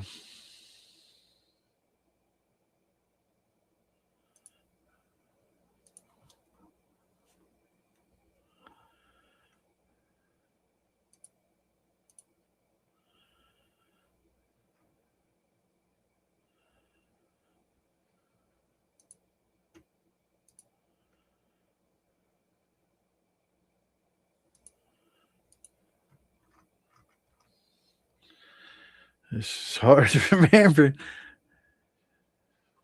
I don't think.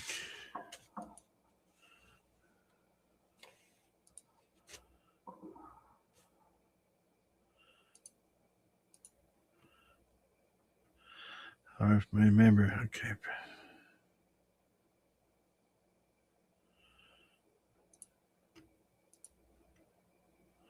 Okay, that's it. Done with that. All right. What's going on, Dan? It's good to see you, brother. You coming down to Beattyville? It's probably 15 minutes ago when you said that. 11. I'm behind a little bit, brother. Sorry. A little behind. Stay behind, man. Oh, I'm not too far behind. I just scrolled down. We've been kind of not real chatty in the last 10 minutes. That's good. That gave me a chance to catch up. So West Coast swears by onion head with a column over top. Okay, well that's fine. Yeah, it if it's going from like a large aperture to a small aperture back to a large aperture, I don't know. You know, you're going to get some back pressure and some um, passive reflux from it.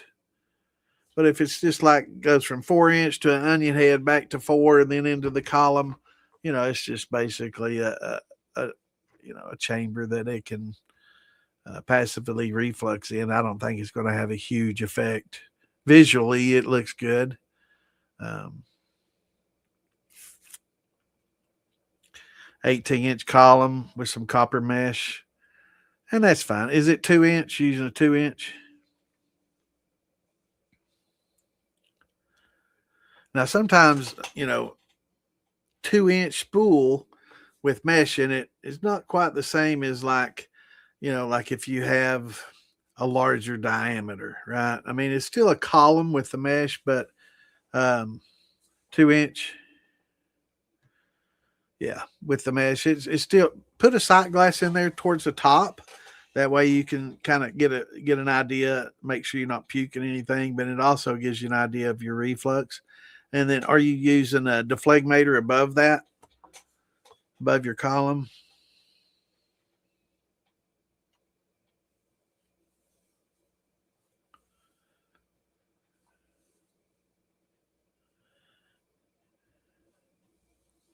I appreciate that reminder, man. You said that right as I did it. I just read down to that. I don't know what made me think about it. I saw Daniel post on it. Well, I better say howdy and get those links out. Appreciate you, brother.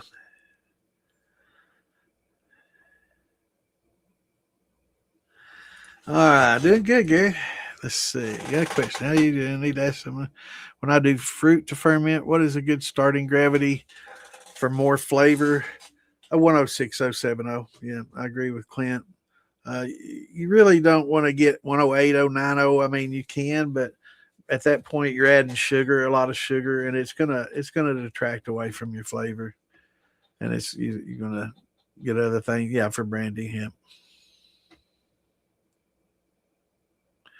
Yeah, it's nice to have it. I mean, it's not a must. I mean, must. You can, I think, get them from like $25 or so, $26, I think, on Amazon, and they're pretty nice. I like gives you something visual to see. If you put a deflegmator right above it, and you'll get you'll see how much reflux you're getting, and it's pretty. I like having it to watch. I just sit there like a big idiot, man. I'll be sipping, and I love to watch that shit bubble through the sight glass, and that's why the next still I have, I'm gonna get a little window in it so I can watch it boil. I just have to have something to entertain me other than Facebook when I'm sitting there running. If I get on Facebook, man, I just sit there and it's be, oh shit, it's overrunning. That's why I always, when I catch, I'll have my jar, but it's inside a big stainless pot, right? And that way, every run, I get distracted from Facebook and reading and helping and talking and chatting and sure enough, I'll run over a couple of times and I'll just put a new jar in there and pour it and it saves it. So you can always tell a seasoned shiner if they got just a jar out there. They ain't been doing it longer. They pay very close attention. They're very cautious. But me, I get, man, my mind gets sidetracked, and it's easy. It's easy for me to get distracted. So I have a pot, and I'll have 3 jars in it, and I'll rotate from one to the next, and I'll just turn it, turn it, turn it, and lift them all out, and add 3 more jars.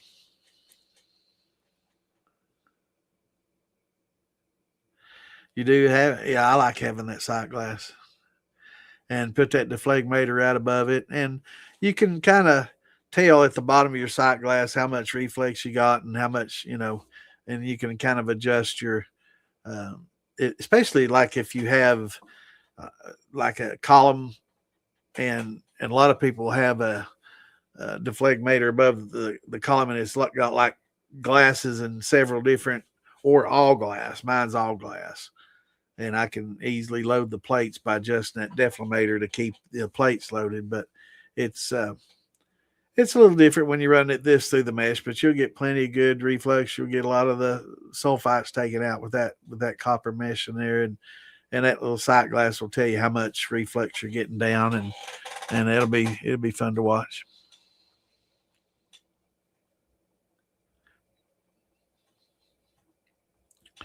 But I'm definitely looking forward to Beattyville this weekend. Should be a lot of fun. It'll be my first festival this season. Well, no, what festival? But yeah, it'll be good. It'll be good. Hopefully, a lot of people come out. It's usually pretty good. It's not the most crowded festival, but it's a lot of fun and a lot of things to do. A lot of good food and really good people. Donnie and Teresa's good people. Hopefully, Donnie's feeling a lot better. Man, this past summer he had a pretty tough go of it. He got that alpha gal syndrome. He got bit by one of those Lone Star ticks and got that alpha gal syndrome and wasn't able to eat meat and stuff, And he's like, man, he went through some procedures so he could eat some meat again, man. What's going on, Brian? Good to see you, brother. But yeah, it's but they're good people, and they put this festival on, and Beattyville's a good town, And generally, the law there is pretty patient, with everybody, and just don't get smashed. I mean, crazy drunk and slobbering around and causing trouble or getting crazy and saying, things, inappropriate things, But generally, as long as you can maintain your cool, that was pretty laid back.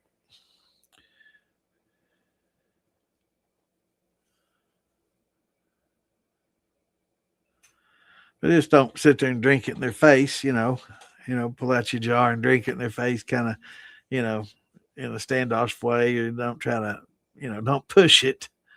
But yeah, as long as you just maintaining and cool and trying to keep it hidden, put it in a different kind of just, I mean, do what you want to do. But I try to put it in a different looking jar or something else, or put it in my little stainless Go sippy cup. It's a Go cup, stainless with a plastic lid, and they never know what's in there, man. But yeah, we passed a few jars around last year, and I think one of them caught sight of it. And I mean, they've got some distilleries there, legal distilleries there that'll be sending out samples and selling some of their bottles and stuff. And it's me and Roger, we went through the sample lines 2 or 3 times, I think.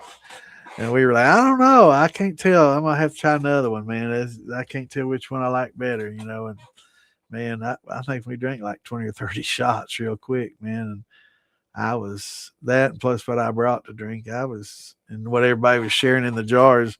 I was hammered. No, but I'm gonna get some, Brian. Clint and I were talking about that. Clint, he likes this other type of. Trying to think. Tell you the name of it. What is that? I think the Voss is a little bit lower temperature than some of the stuff that Clint was using. Clint, you hear me? Wake up, Clint. Wake up, Clint. But I can't remember what he had me looking at this one kind, and it's pretty pricey, like $200 for a brick. And they're like, whoa, but I might just have to get a starter from somebody.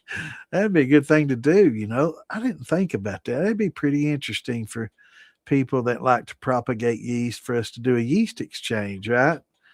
I know. So everybody, you know, bring some yeast in your coolers to the festivals and maybe exchange. Here's my special Voss. Let me pour you a little starter, and everybody bring some jars. You know, I know these cops be freaking out seeing us, you know, take a jar of clear water with sugar in it and doing a little yeast swap. You know, here, let me take some of this and throw in a teaspoon of yeast in there to let it breed and propagate.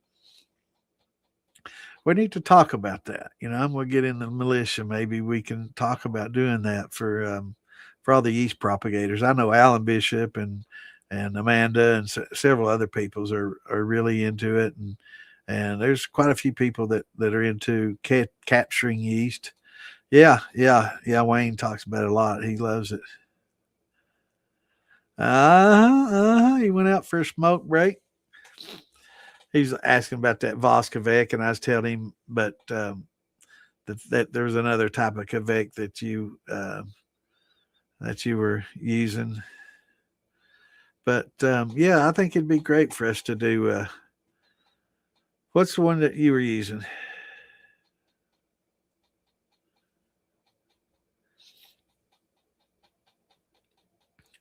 Is it about the same? Okay. I was thinking it was a little bit. I thought Voss was a little bit cooler. I know the one Clint was talking about was like 90. He was using it 90, and I think that's generally a little warmer. But I guess if you want certain esters, Hornetal, yeah. But if you want different esters, you know, you can create them by increasing the temp like that. But yeah, we're going to Seaside. We're going to get Amanda and Alan Bishop on here, and we'll try to get them both at the same time. That'd be awesome. If not, we can do a 2-part. But yeah, both capture wild yeast and love it, and very knowledgeable in it, and done it quite a bit and over a long period of time. Alan's gone to great lengths. He travels to different places so he can swab up yeast from different places and different where old distilleries were, because the yeast hang around. You know, they'll self propagate on. They'll store in the wood and on the fence posts, you know, and on the mailbox posts and all that. They'll store themselves in the wood, but on the fruit trees and a lot of the trees around there, if there's pine trees, you know, they'll be all over it. So I was thinking the same, Clint. Yeah, I was thinking that Hornadal used at higher temps. Was it that high? Damn, that's crazy. Yeah, we're definitely going to do. Yeah, we're definitely going to do it, and I'll advertise, and we'll definitely know long beforehand. I'll have an episode or two before that, so and I want to do it that way so we can let everybody know so they can kind of make plans to be here for it. But it'll be excellent. It'll be really good to sit and chat with them. I could go into it, but I know a little bit about it and know enough to do it. But it's just not been my passion, and I'm not going to pretend to know near as much as they do about it. And so I definitely want to, get them on and talk about it and how they acclimate it. You can kind of fine tune it. A lot of people will use it in ferments and keep, doing their ferment to acclimate it to specific fermentations and brandies and fruits.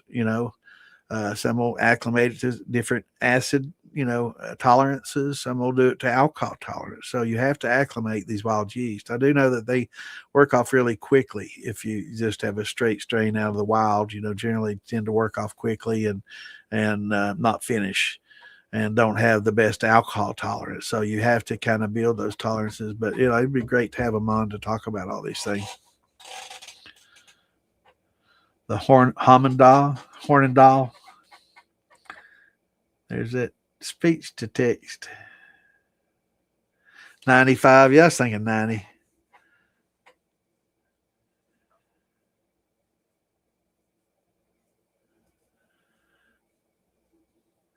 Yeah. The hotter you get, the more esters, which sometimes can be a good thing or a bad thing depending on what you're shooting for.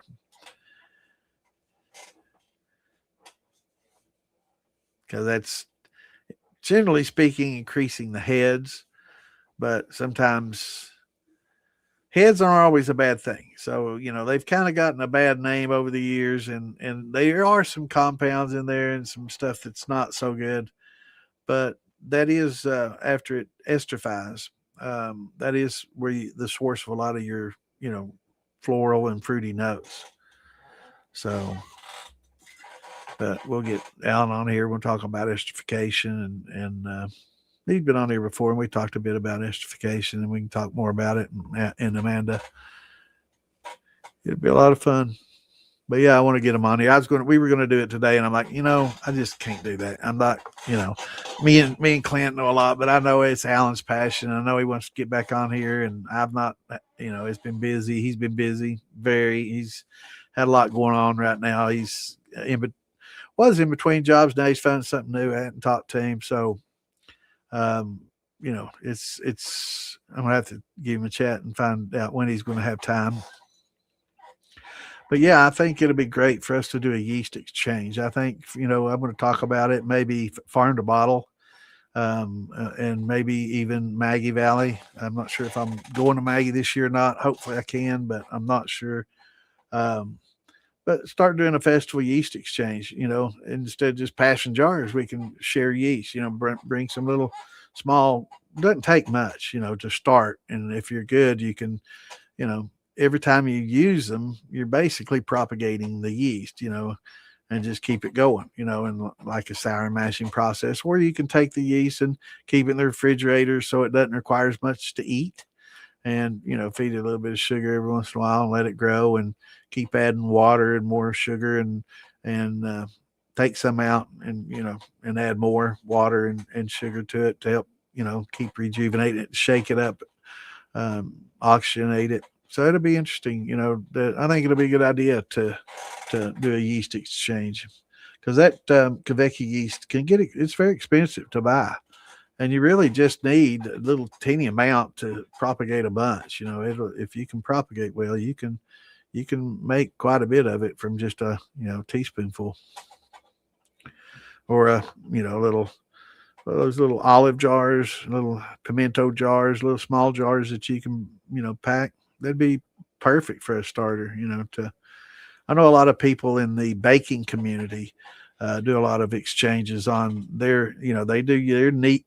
You talk about yeast crazy, man. Some of these people that do the breads and stuff, man, they are very, very yeast conscious, and they do exchanges just the same for their sourdoughs. But yeah, it's a lot of people talk. When they do it, mine's starting to smell a little bit vinegary. Well, that's okay. That's acetic acid. It'll smell like that, and that's something that gives off. So that's not necessarily a bad thing. It's not all ruined and all bad. But yeah, it's that'd be really good. That'd be a good thing to do, is start a yeast exchange. Yeah, it is. It's just like except instead of just pouring flour in there, you're just going to add little bits of sugar, and you don't want to add too much, because that can be very detrimental. Speaking of which, saw in one of the groups today talking about using salt water to ferment, and I'm just going to say, why? I mean, if if you live in an area where the water's so bad, that's all you can get. I guess it might be a question for them to ask. Um, but let me get that out of there. But why? It's so I guess if all that you can do, your water's so bad, and that's all that you have, or it's going to be a sort for a survival thing. Yeah, I think you could probably slowly acclimate your yeast to tolerate seawater. It would take a long period of time, and you'd have to add a little bit of seawater to pure water and let it get used to it. Let it do a fermentation, and then take some out, add some more seawater, add some more, sugar, and vigorously and slowly acclimate it. But salt and sodium is a big, huge no-no around it, because that's a lot of people use salt for treatments. A lot of these people with wells will have salt curing systems, and salt is used to take out a lot of things. It kills off a lot of the things, including yeast and wild yeast. So it's going to stress it. Yeah.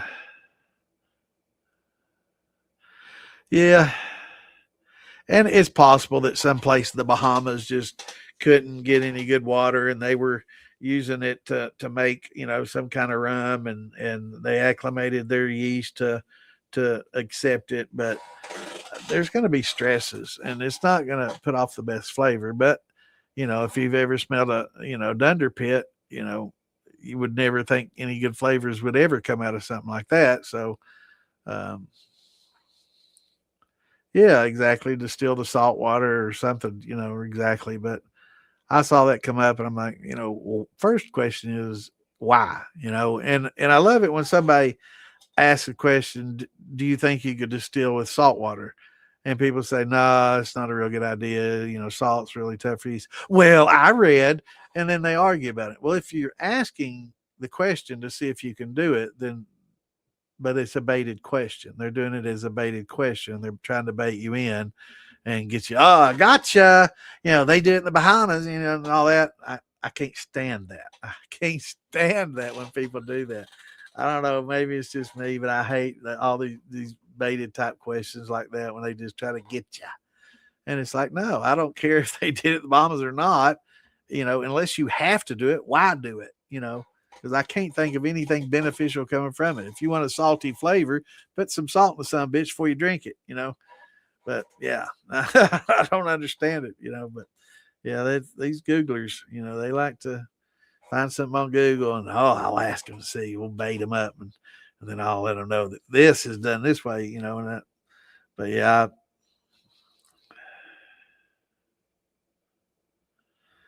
yeah, straight seawater. I mean, there's just so many bad bacteria and other things in seawater and other, you know, living life forms, and it's just I don't understand it. It's just stupid. Why do it? We don't live there. You know, I don't know.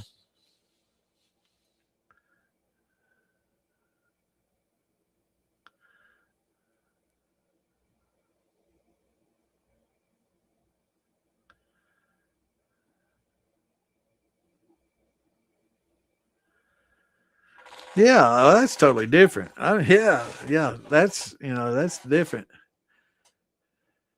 and that's saline. That's it's got some saline in it. It's not the same as like ocean water, right? But yeah, and but if you do have, a well and you've got a salt purification system, it's going to make pretty soft water, and it's kind of good to harden it a little bit if you can and get some of that sodium off there. I know my ex's mom's well they have the salt system, and it doesn't, it's got iron in it too, and it doesn't make good shine. I can tell you that.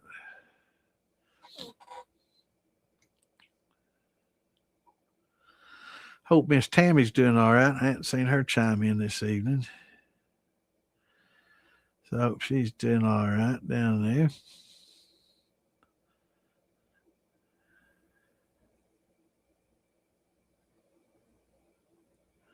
Yeah, I think it'll be great for us to do a little yeast exchange, especially for people that have some proprietary yeast you know, that they've worked with and acclimated.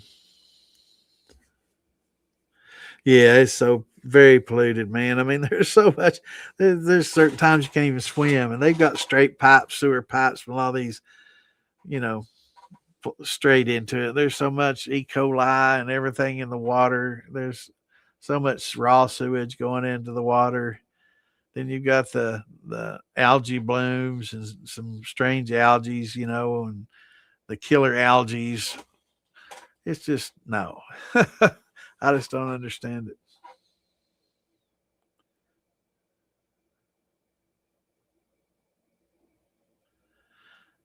Sea aging is great as far as just the boat rocking and using it to keep it stirred up and activate, and absolutely,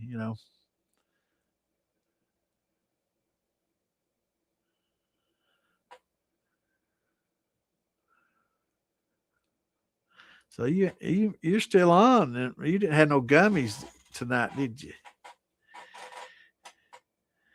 Hi, brother. Have a good, my friend. We'll see you. Well, no, we won't see you Saturday unless you come to Beattyville. Yep, it should be a good time.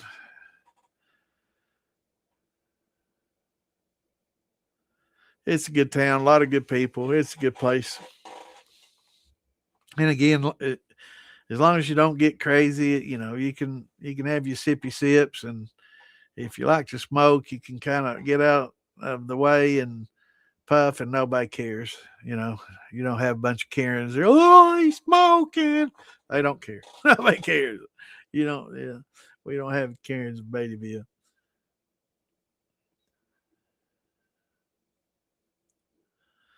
What's up, Scott? Good to see you, man.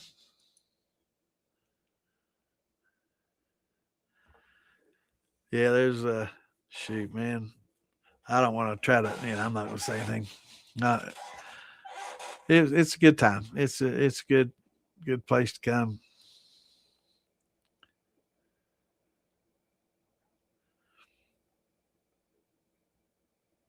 Yes, it has. What you been up to, man?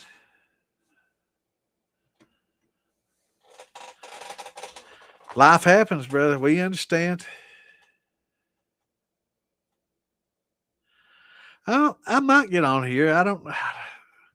I'll have to add StreamYard to my phone. I know that if somebody's doing StreamYard, I can do it from my phone, but StreamYarding from my phone, well, I have to look on in on that. Yeah, I understand, Scott. I wonder if I can find that app, get it on here. If I can, I will. As soon as I pick this damn thing up, it goes off. Yep, all day long, man, all day. But that's all right. I love every message I get, man.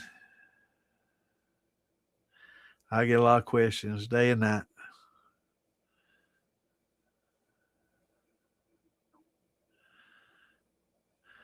Are you going, Cave Daddy? I might do it live. If I can, I will. I'll look into it.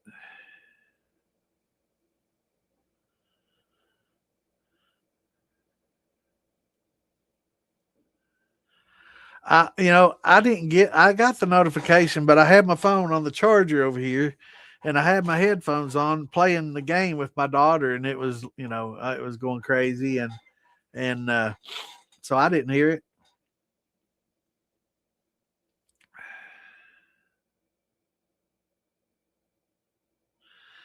Yes, sir, I certainly do. Or no, I just my regular home address. Message me on Facebook.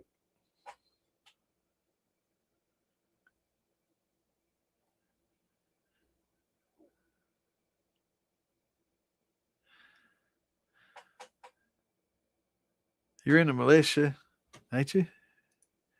I'm pretty sure. If not, you should be.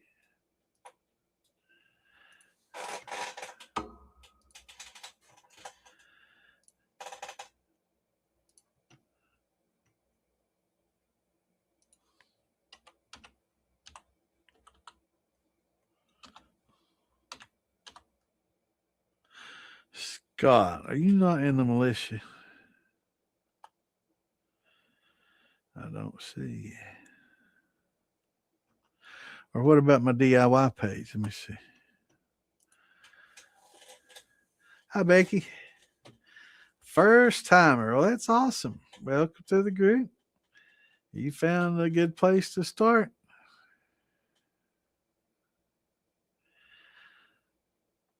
All right.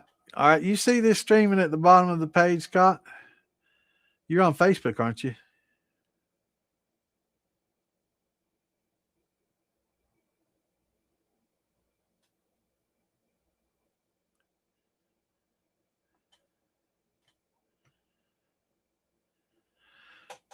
Scott, if you've got Facebook, YouTube only, you don't have Facebook at all? Damn, bro. I don't know how to private message you on YouTube. Let me write down your info.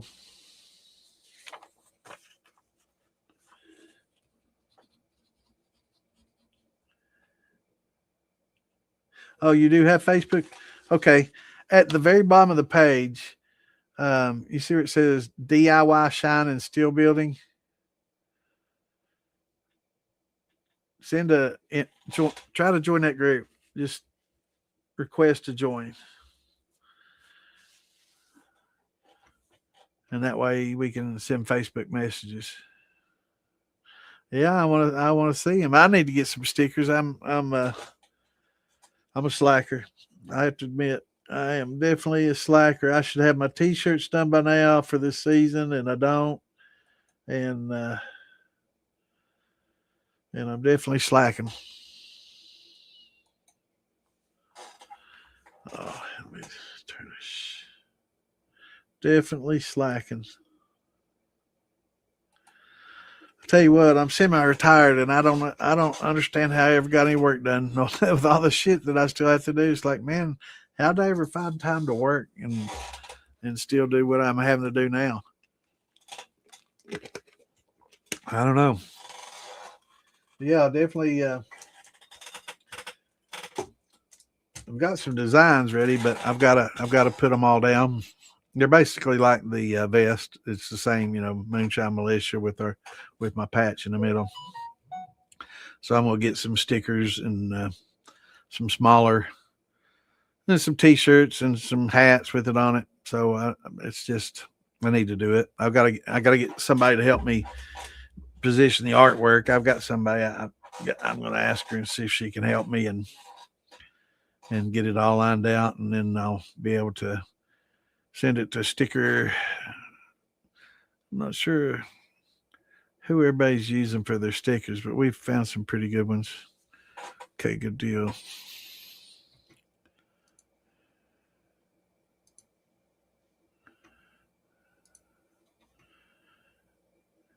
Got you, brother.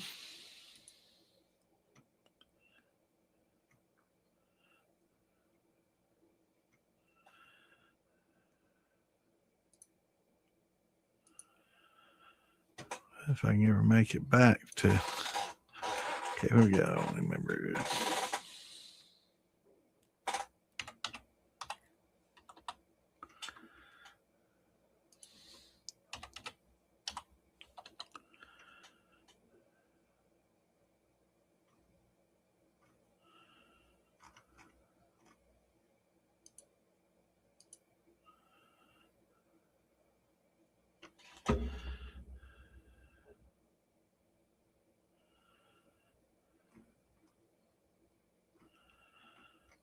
Yeah, after the show, I'll send it to you.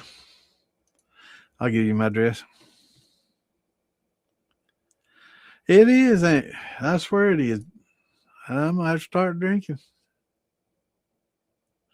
Sticky brand. Cool.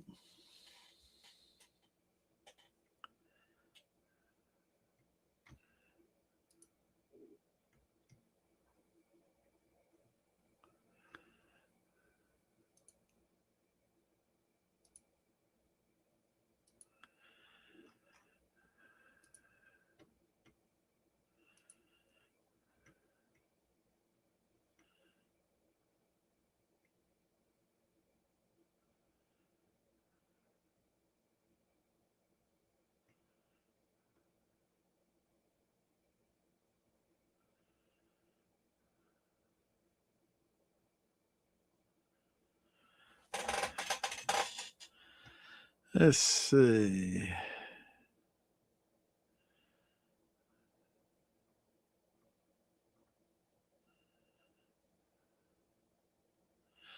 Bam.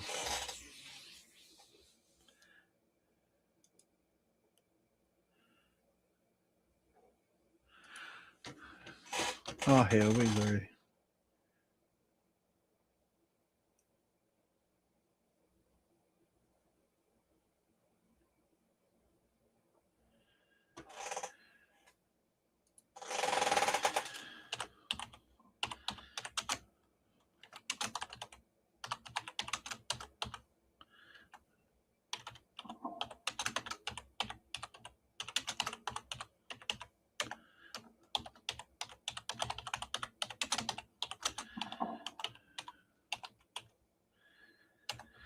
There you go, brother.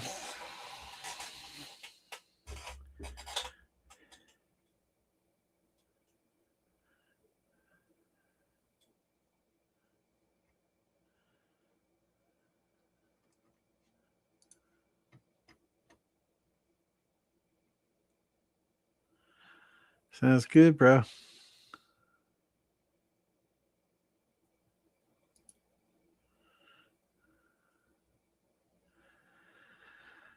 So we got a newbie in here. So let's start helping her. All right, Becky. What are you interested in making? So you want to make some wine or some moonshine?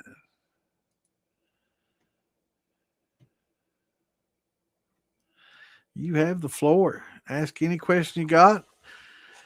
I know you have to have a lot of questions if you're getting ready to get into it. What equipment you need? What do you need to buy? What do you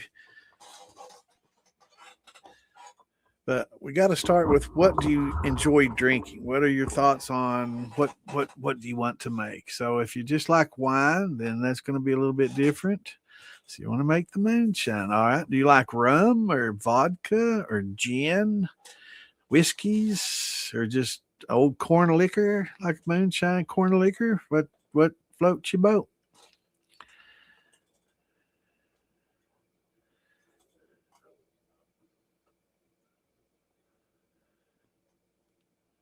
It's very easy to do.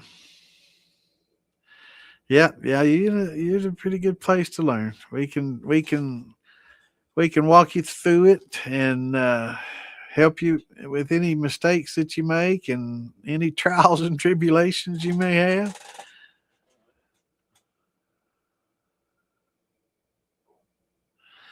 That's right. You got to make the wine before the shine. Well, I've got a lot of friends that make it and don't drink it either. They used to, but like Jim and a few others, they don't drink anymore. But they love making it. They enjoy making it. I'd say a good way to start would be tequila when you do drink. Well, that's not a toughie, but it can get a little expensive. The blue agave, one of the main ingredient, is relatively, it's a syrup made from the agave plant, and it can get kind of costly and a little bit pricey. So probably not the best to cut your teeth on, but we can help you do that if you want. But probably starting with a good maybe a cornmeal sugar mix or something like that to kind of get you started, or a sugar shine of some sort, since you do like that type.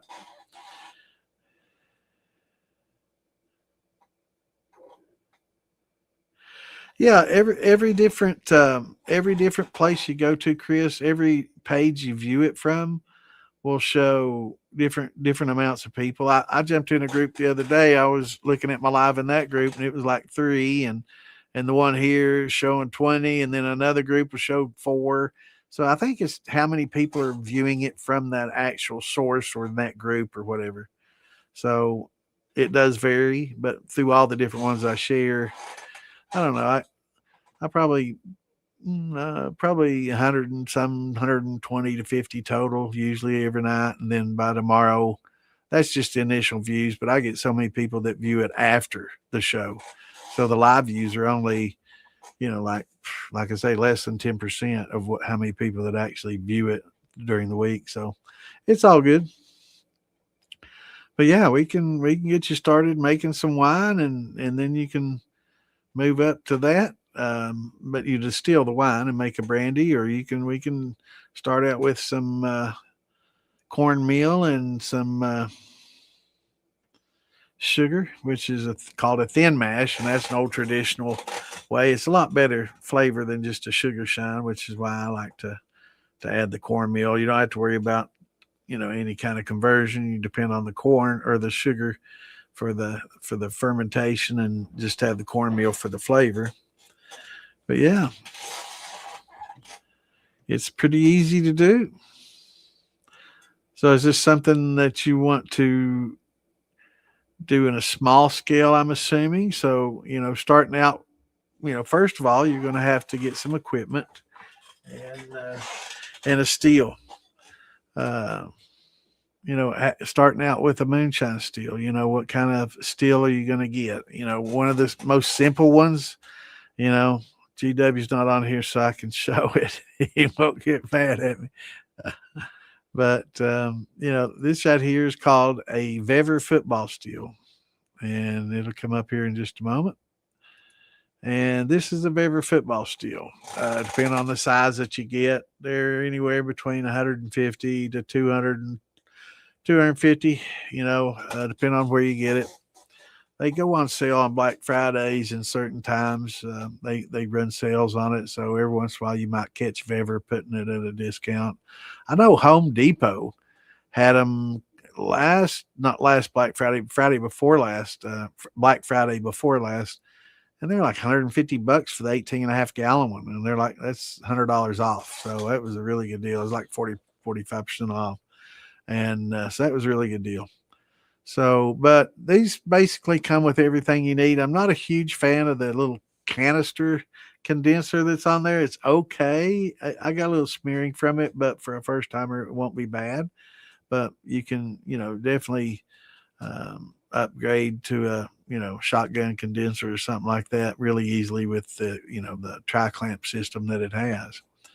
But this is a Vevor, Vevor, and they call it a football steel. I don't think Vever calls it that, but you can see the football shaped cap that's on top of this pot, and that's what gives it its name. It's a great little first time starter steel. If you don't want to spend on copper, it's copper can get quite a bit more expensive for that size, or you can just start out with this and see if it's something that you like and enjoy. I know a lot of times people that don't drink tend to do it just for their buddies and friends and share it with their friends and enjoy the hobby. Do you like wine, or is it just tequila when you drink? That's it. Yeah, you can ferment in it. You can do everything in that one pot. You can do it all. That's it's very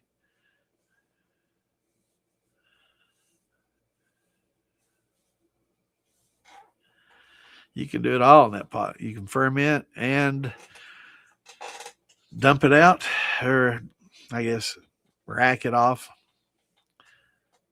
and then clean it out, and then distill in it too. So that's why it's got that little airlock on it, so you can, and it's got a cap on it too. You can take this football head off, and it's got an end cap on there that'll close it off and make it an airlock, and then you can use that airlock for your winemaking.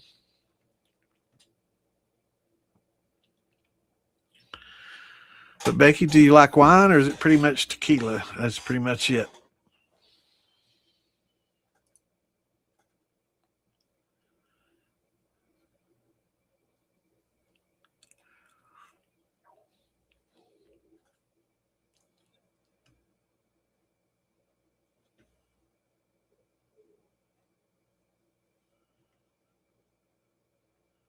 Oh, boom. Sorry. I forget about that. Thank you.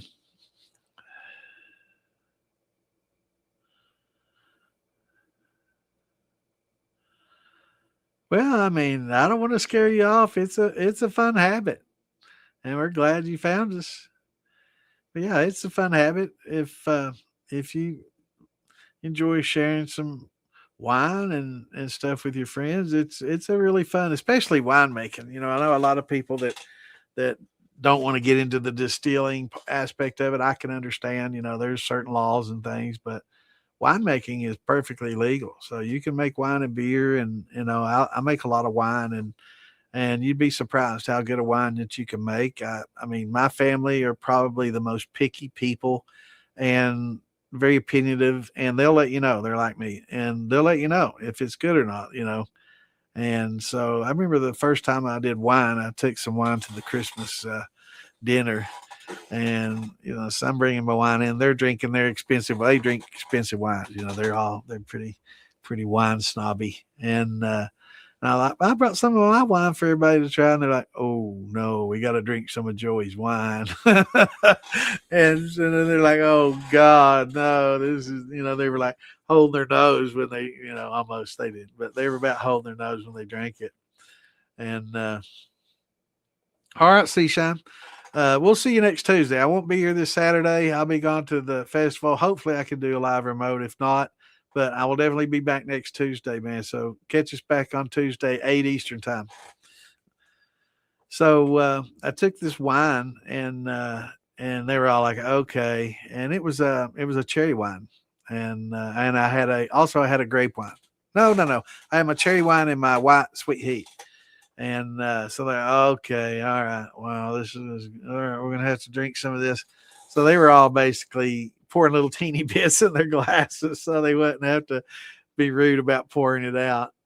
And so they were all okay. So they all took a drink, and they're like, "Well, wow, this isn't bad." And I'm like, "Well, what do you expect?" And they were like, "That's actually pretty good. Actually, pretty good." And I'm getting all these backhanded compliments, and I was like. So what do you think about it, man? Everybody immediately poured more in their glass, and they said, "Wow, this is pretty good, man. This is awesome." And my nephew's like, "I want to get some to take." I had some plum wine too. That was that plum wine, because my nephew wanted to take some to his fiance's Christmas party, so they could try it too, because it was really good plum wine. And so they're like, "Wow, this is really good." I'm surprised. I wasn't expecting homemade wine to be good. And I'm like, it's just, and this is cherry wine, and it was pretty high ABV. And my dad's not a big drinker, and he was enjoying it. he got a little bit of buzz on it, but yeah, it was. They were all pleasantly surprised. So it's not hard to make good wine if you can follow a recipe or just follow the instructions. It's not real difficult, and it does take a lot of time though. It takes a year, 6 8 months, a year before it gets to a maturity where it's really good, not astringent, and real strong alcohol taste. But um, yeah, those empty bottles, and they emptied the bottles for sure. Yeah, they were like, "Wow, that's not bad. That's better than I expected." And they're like, "Wow, that's not bad." And they were expecting to just pour out their glass or just say, "Yeah, that's really good." But they were amazed. They're like, "You made this?" I'm like, "Yeah." They're like, and then they want to know how and all that, and then it sounded too much like work, so they weren't interested anymore. They'll just buy bottles.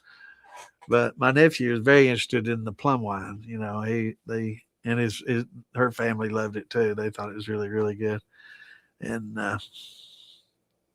but it's a good hobby. So Becky, if you're wanting to get into it, we're on here usually every Saturday and Tuesday, 8 Eastern time, at the same place you found us.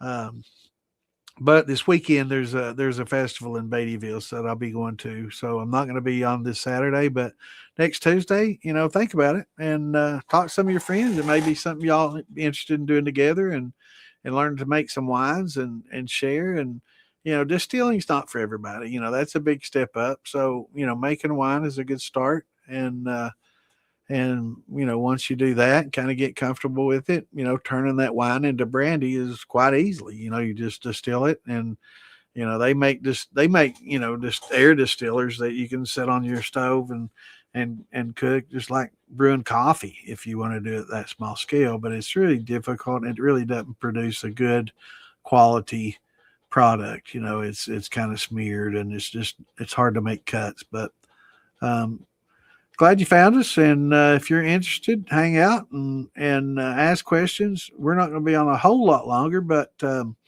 we will be here every Tuesday, and not this Saturday, but usually every Saturday, unless there's a festival that I'm going to.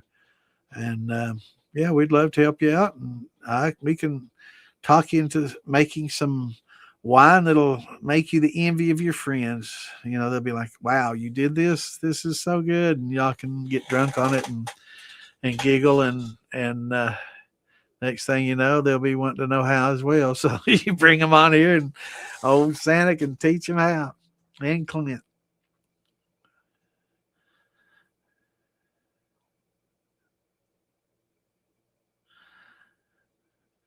All right, brother. Good seeing you, man. Yeah, we'll see you next Tuesday, brother. Have a good one.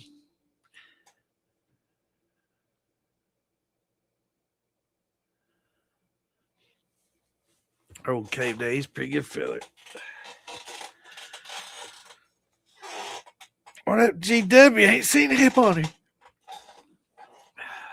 I heard him and Jeremy got into it. I'll have to go back and look at that podcast.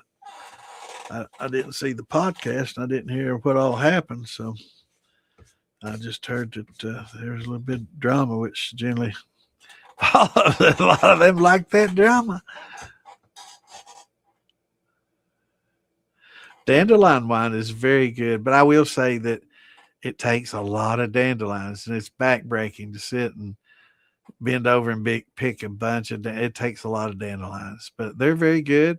It doesn't take as many dandelions as it does the what's that honeysuckle flowers. Picking honeysuckle flowers. Oh my God! It takes so many honeysuckle flowers to make a wine. It's crazy. Yeah, you'll do it once, and it's like, oh my God, it's so good, but it's just not worth it. It's backbreaking. It's very tedious picking thousands of honeysuckles. But yeah, we'll teach you to make some good cherry wine or some grape wine. I mean, we can start with Welch's 100% juice, and you'd be shocked at what a decent wine you can. I've made some really good wine with just Welch's, and then maybe add some fresh grapes. So it's not tough. So come back and see us this next Tuesday, and we'll talk about it. Love to have you back, and I can give you some recipes and some how tos, and there's a few little things that you'll have to buy off Amazon. You can buy little things. I will say, look for a 5 gallon. It's a water bottle that they use in offices and stuff. It's the one they turn upside down to use the water dispensers. They are usually light blue in color. The 5 gallon water, I'm talking about the pure water things you can get at the store. Pick up one of those if you don't have one, and save the water in it, because that's good pure water that will make good wine, and we can start with that. But I'll work up a list of little things that you need to buy. Blackberries make excellent wine. Oh, yeah, you're lucky. So start picking all your blackberries and bag them up, and you can freeze them. And actually freezing them works really well, because it makes them mushy, which is not very good for, preserves and other things. But it works great for making wine, because it'll go ahead and break them up for you and bust them up. So, and it'll make them mushy, and it'll be easy to muddle them and get your juice out of them. So yeah, just collect all your blackberries that you can and bag them up and freeze them. And that's what we do. We'll pick, and just save as many as we can and freeze them.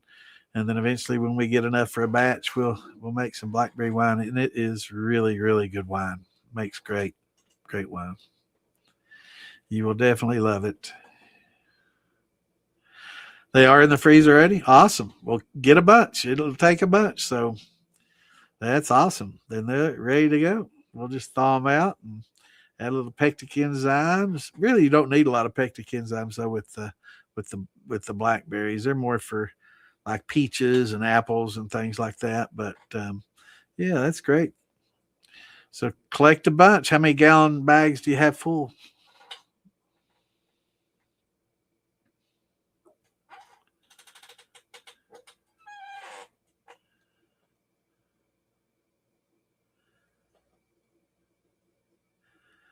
because it'll take a bit. We'll do a 5-gallon batch. That makes a pretty decent amount of wine. But we'll get you, you'll have to buy a few things at Amazon, and it's not that expensive. You'll need well, let me go grab it, and I'll show you what I'm talking about.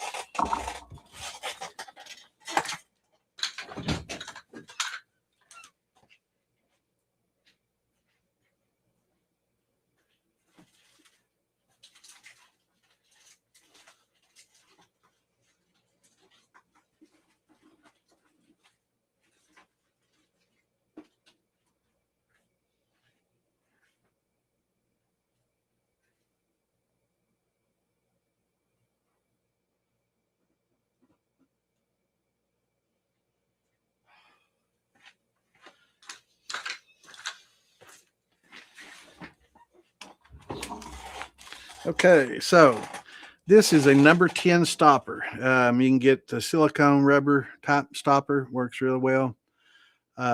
Get those on Amazon cheap. And then this is an airlock, and that's an airlock that's on there. It's a different type. I like this type, but they both work quite well. And you'll just need one of these, and that'll sit right on that 5-gallon water bottle that I was telling you about. Man, that smells good. Yeah, and actually, this came off some blackberries that are fermenting, some blackberry wine I have in there right now. Man, that does smell good. Hold on, let me go put it back on there. I don't want to get it too much in there.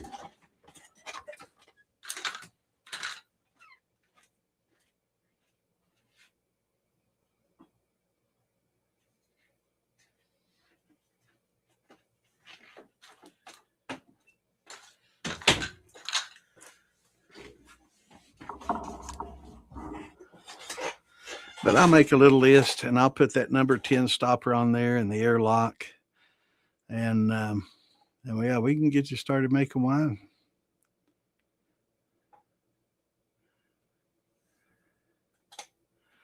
Yeah, I like having the Campden tablets for sure.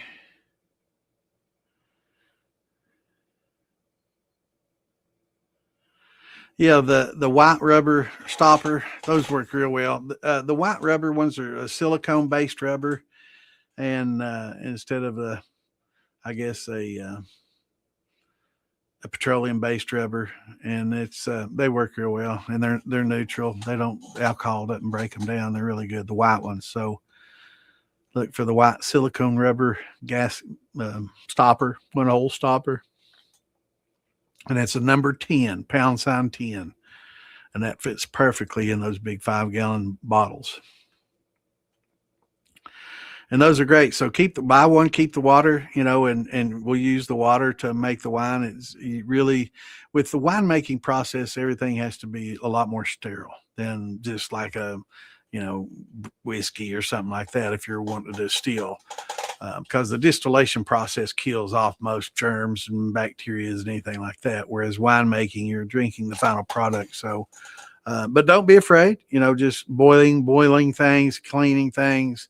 Once you do it right, it's not that difficult. But I'll make a little list, and Tuesday we can go over the list. And but in the meantime, if you can buy that water and the number 10 stopper and an airlock, that'll be a start. And again, there's some hydrometers that we can get. They're like $4. So I know it sounds, hydrometer, oh my God, but they're like $4 each, $4 or $5 on Amazon. And there's a few chemicals that we'll need, potassium metabisulfate, which is also known as Campden tablets. But they help kill any kind of bacteria or anything that may be on the fruit that you're using. It's if you do any canning with blackberries, how you heat it all up to kill that stuff. So we're going to do the same with this. A lot of people use the Campden tablets to help kill off any bacteria. I think it's a good idea to use them.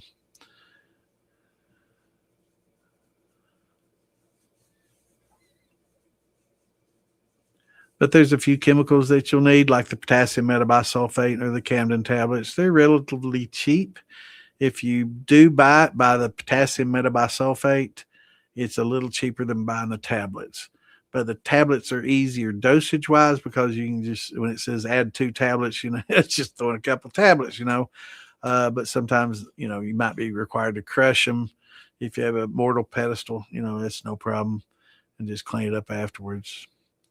Um, and that helps kill off a lot of stuff. It's used in wine making a lot. Also, there's something called a wine maker's acid blend that'll have like a citric acid, tartaric acid, and a malic, and it's also good to lower your pH.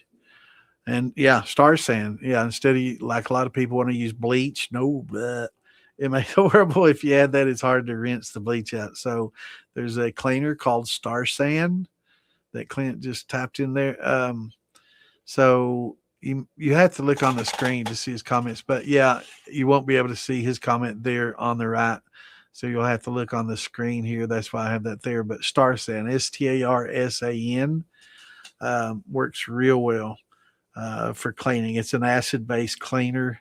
They say you don't have to rinse it, but I do like to rinse it afterwards. Just to get everything out, and B, any residuals. I don't depend on it. I don't want any of that acid in there either. But yeah, you'd be shocked at how good a wine you can make with just Welch's. It's amazing.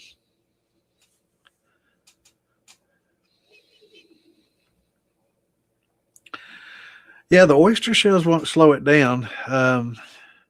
Actually, it'll speed it up because it won't stall with getting too low of an acidity. Check the gravity of it, brother. Making sure that your temperatures are in tolerance. I know here we're still getting pretty cold at night, so I mean we're getting into the 40s, at night. So it's still not. I can't do anything. Yeah, if you do, think about it. It's a lot of fun. If you enjoy, drinking wine, and your friends enjoy it, it's a cool little hobby that y'all can do. And once you do it a time or two, and get a good wine, and it's like, wow, that was pretty easy. That wasn't quite as hard as I thought it was going to be. And in the meantime, start collecting a few wine bottles too. We'll put those in the dishwasher and clean them and run them on heat cycle, and kind of sterilize them, and you can once you do your secondary fermentation, then you can kind of bottle age them in that, and it's awesome. It's very rewarding. I've just in the last 10 years I've done winemaking. Before that, I was always making moonshine and other stuff. But we can try the wine, and once you get the bug, making the wine, it's like, okay, I think I'm ready to distill now.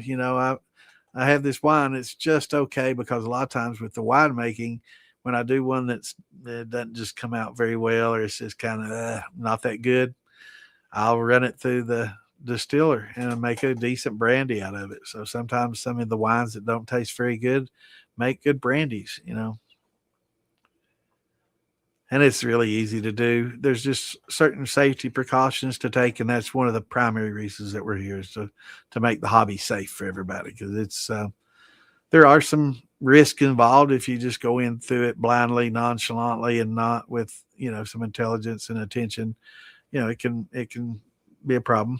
There's Miss Tammy. I was worried about you. I was asking about you earlier. I was like, I haven't seen her chime in. I hope she's doing all right. I hope you're having a good week, Tammy. I hope your hip's feeling better. Yeah, Becky. Once you get the the bug, it's hard to get rid of. It's a fun hobby. But yeah, once you do it a few times and you get some success, you'll be shocked at how easy it is to make wine. You'll be like, oh my God, if that's all.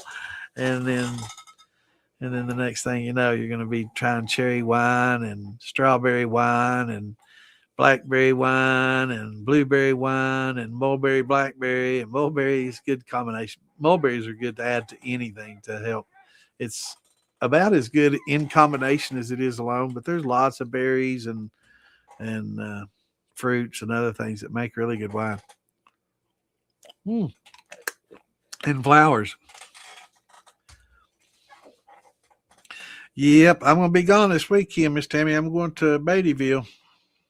They're having a festival down there in Beattyville this weekend, Friday and Saturday. So everybody's going down there to whoop it up, have a party. Yeah, that's the hardest part. Got to leave it alone, let it age. It's tough too, and especially when you do good fruit wines and it's still good and sweet, and you don't let it ferment to dry, and it still retains some sweetness. Or you can back sweeten it and sweeten it up if you prefer it sweeter. It's so good. I really enjoy making wines. That's why I got 15 gallons in there of blackberry wine right now. Well, actually, one of them is a blackberry blueberry combination. And mixed berries do well. Mulberries especially do well with a lot of other ones. I hope to. Y'all make it over there if you can. It ain't too far from Garrett County.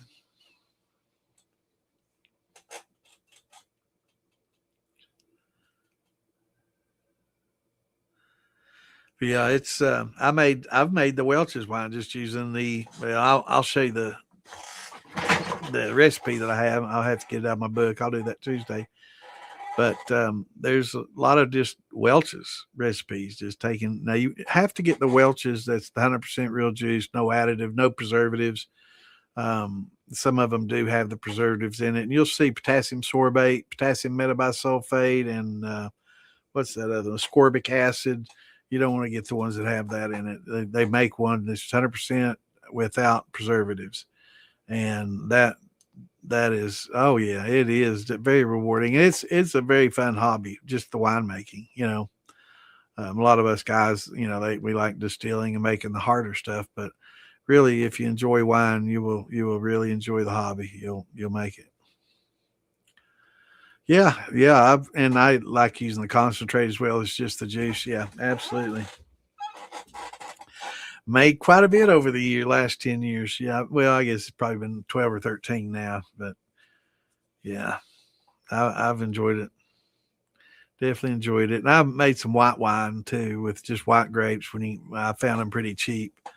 It's tough to make a lot of the brandies because fruits can get so expensive. But if you have somebody that has an orchard where you can get peaches or apples or fruit cheap or lots of blackberry bushes, yeah, you can start making good wines and brandies very for free, just your time.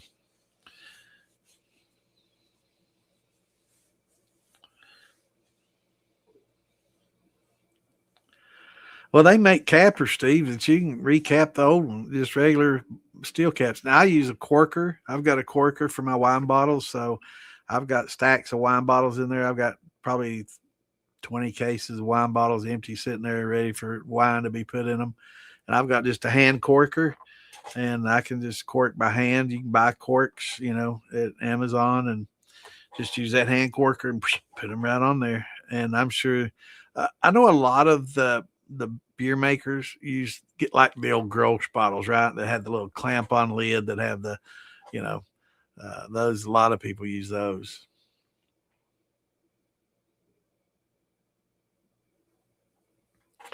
Yeah, I've got quite a bit too.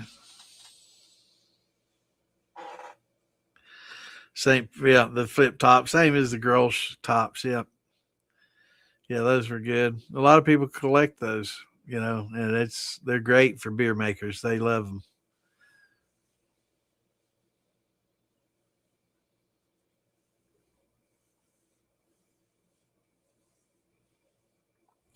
Yeah, I used to drink a lot of Grolsch.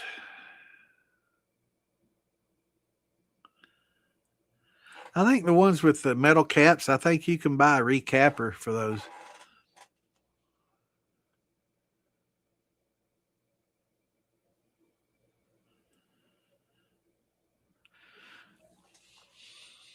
Pretty sure you can recap them. I don't know. I'd say the threaded ones, maybe you can get a new threaded cap for them and thread it back on. I don't know. I've not done that. I've just messed with the wine. I never bottled the beer. I do have friends that made beer, and they use the little flip top cap top too. They had the little rubber seal where you clamp it.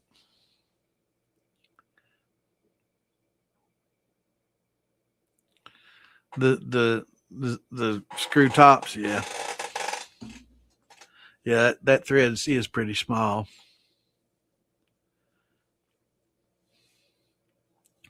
but I'd say regular beer bottles you probably cork, just the same.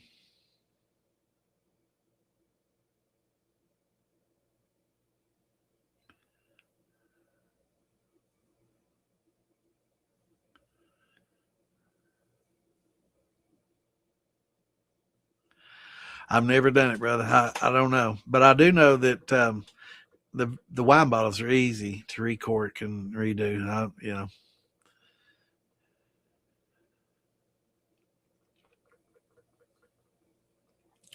So 5 is a gallon. 8, yeah, I've got a lot of wine. And that's the beauty of wine and beer making. It's perfectly legal. There's nothing wrong with it. You can make it all day, and you can even sell it. You don't even have to have a license to sell it. You just got to make sure that you pay your taxes, and you can't go over a certain amount. Every state has a different amount, so definitely be sure to check your state laws. When I say that, it's not illegal. It's legal to do in certain limits, right? There's limitations. So I think in some states it's 100 gallons, some it's 1,000. So you have to look and see. Um, but yeah, it's a good hobby, and you can sell it. In a lot of states, you can even mail it, to other states. So you have to look at the laws there before you do it, of course. But yeah,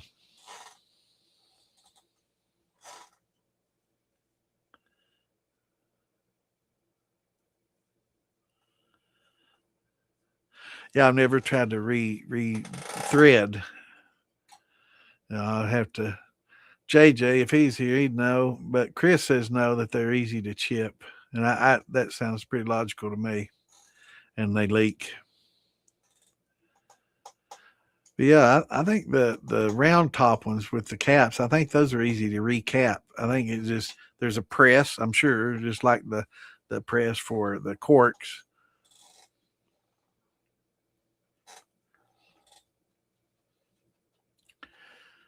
And you can get the ones with the little, clamp tops, like the old Grosh and St. Pauli girls and several other old ones did. I've got some over there at the bar up on top. I kind of display them, but I'm sure you know what I'm talking about. But those work pretty well.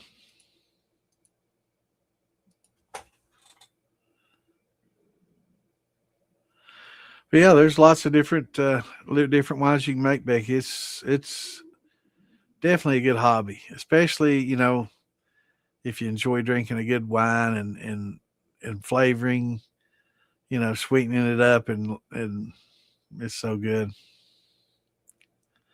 I definitely enjoy them as much or more than a lot of the brandies these days. I used to enjoy making brandy and back in the old days I was making wine, but I didn't drink the wine. I'd always distill it, and I wasn't making it for like secondary fermentations and getting all into the winemaking process. I was basically fermenting fruit and distilling it to make brandy.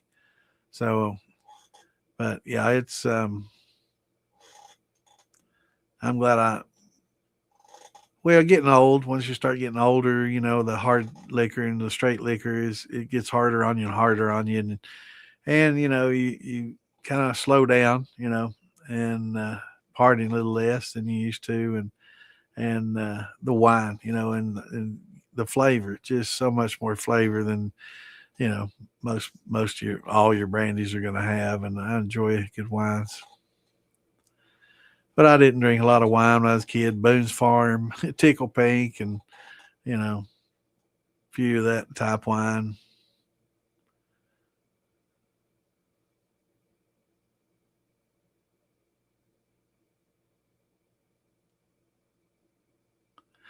Yeah, yeah, and that's something I've always been curious about. I'm not sure how. I guess beer makers, do they pasteurize it with heat?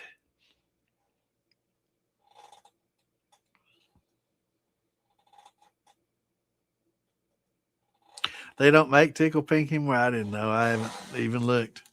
But yeah, we used to make it. Well, the girls loved it, so girls like it. We gotta like it, right?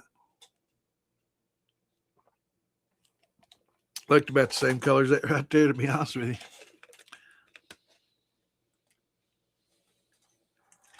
Yeah, yeah. I've made a few. I messed up a few wines that I've done.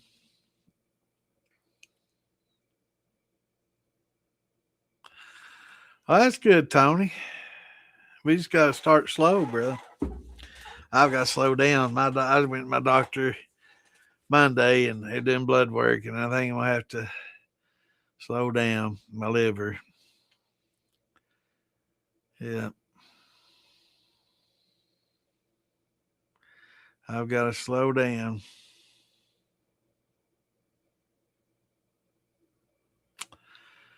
So I had to start drinking less or mixing it. But that straight liquor's hard on my liver. He said it's seen better livers.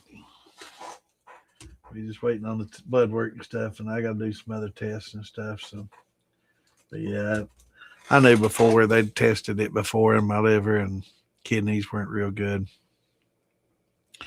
causing some issues. So I have to slow down. What's going on, Saul? Good evening. How you doing?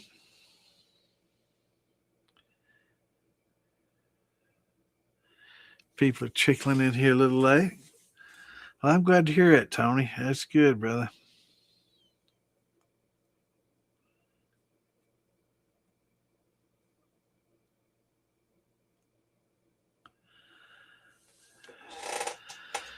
So, Saul, do you distill yet? Are you interested in getting into the craft?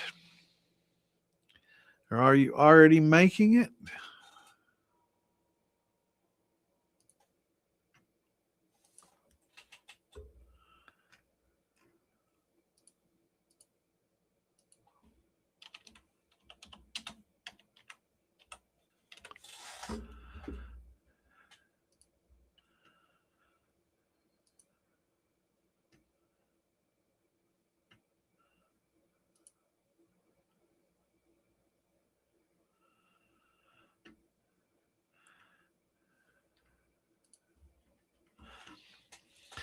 Probably already make it. What's going on, Mr. Dance? Good to see you, brother.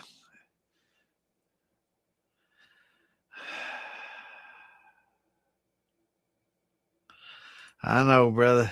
We're getting old. I know. I hate it, man. But we got grandkids and kids and stuff, so we gotta we gotta slow down if we want to spend some time with them, man. That's and I want to see you on this planet a little longer, brother. So we gotta all slow down. You been doing all right, man?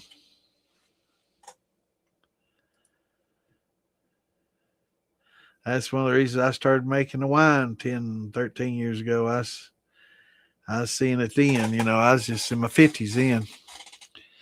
And I was starting to feel it. And then now I hit in the 60s.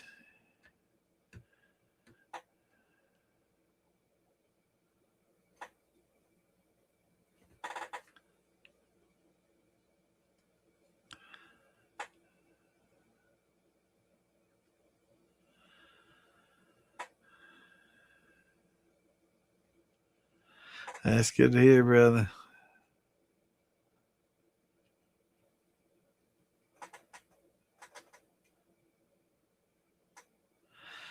Yeah. My doctor done told me I got to slow down. I knew that before he told me. He didn't have to tell me. I knew. That's one of the reasons I gave up pop and starting to drink water again, and Kool-Aid and more water. Is I was just drinking too much pop and getting too much alcohol. Man, it's killing my liver, and I'm borderline diabetic. So I don't want to deal with that.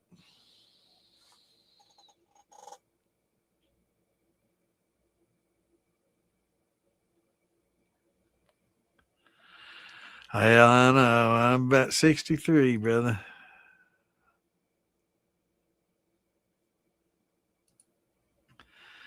63.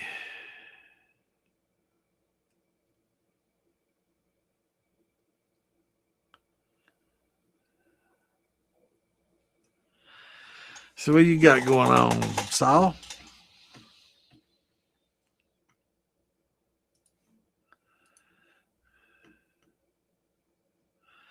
Yeah, I'm getting old, man.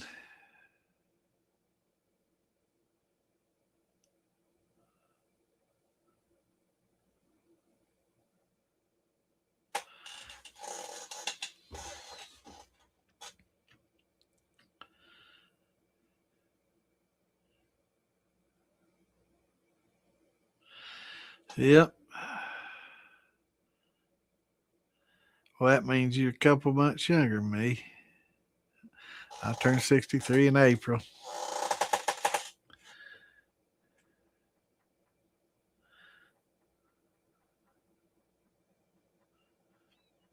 Almost exactly 2 months younger. Yo, yawning. Man, yeah, I'm tired too. I had to get up early and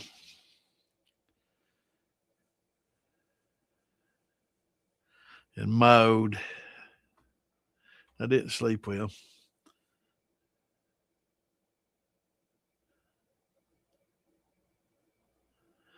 So you liking the electric, huh? I told you you'd be a believer, man. That after everybody I've seen use it, everybody was skeptical. And I was probably the biggest skeptic, and I still am. I haven't totally gone electric. I'm buying the parts, but I was the biggest skeptic too. And I finally decided, well, I'm just, everybody else is doing it. Let me try some of these other people's because I know it's going to be scorched, have a scorched taste. They're not tasting it. They don't know. So I tasted it and it's like, you did this electric. Yeah. And I'm like, wow, I can't taste it. And I'm like, no shit. And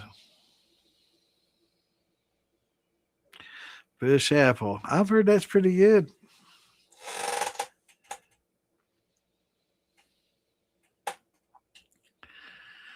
You had your weekly shower, huh? Well, I had mine after I mowed grass today. So yeah, I'm good for a week.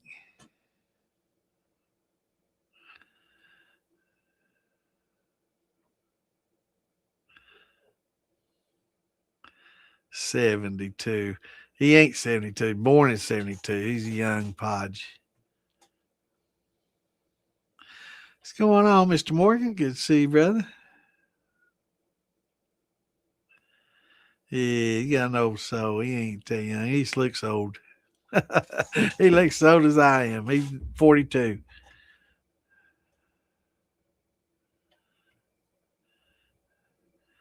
Yeah, old Shadow's in the house. Good to see you, brother.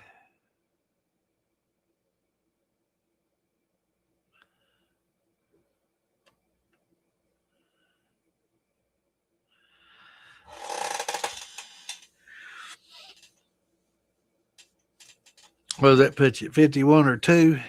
I can't do the math in my head. 28, 26, 54.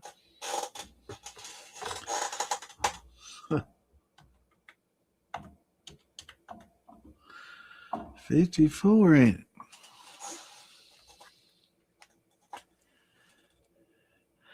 Yeah, I know, man. I'm a 63 baby and I feel like a 43.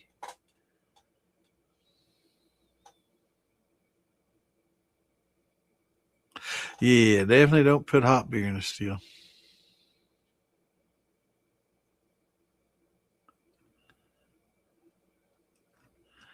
54. And how many spices they put in Heinz ketchup? Or is it their barbecue? I don't know. Maybe it's barbecue. So all a bunch of old farts I'm seeing. Peach mash. One of my favorites.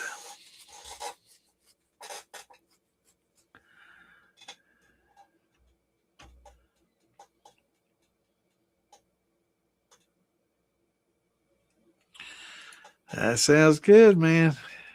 Peach wine's good too. We didn't talk about that earlier, but yeah, peach wine's good. Apricot's good. Plums are real good. Now I tell you, plums will make good wines. You'd be surprised. Uh oh, Dougster's got me. He's got me by a couple of years, man. I thought I was a senior in the house. I'm good now.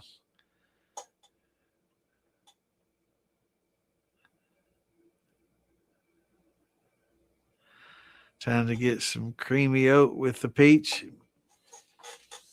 That'll work well. That'll make a soft peach. That's good. Yep, huckleberry does good. Mulberry is good too. We were talking about that earlier. Mulberry is really good to add with a lot of different other berries, and it's good to, alone. But yeah, huckleberry, blueberry.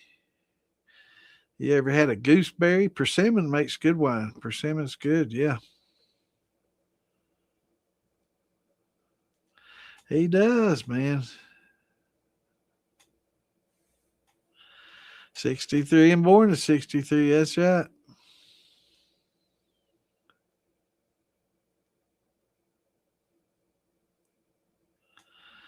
Yep. Yeah, Scott was born. He's like, hide the silver, boys. We got to take it out of the coin.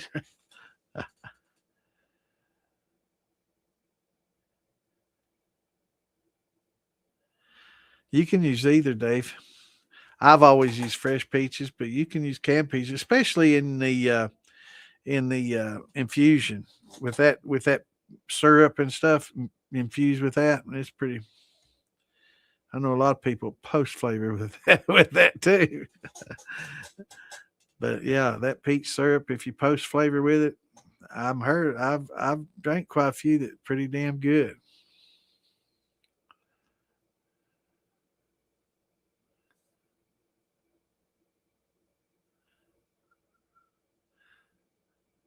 It's good to see a lurker chime in here. We've had quite a few. I mean, we got like 1,500 viewers almost every episode. So I know there's a lot of lurkers out there. I'm glad to see them jump in here every once in a while and say something. I appreciate it, Doug.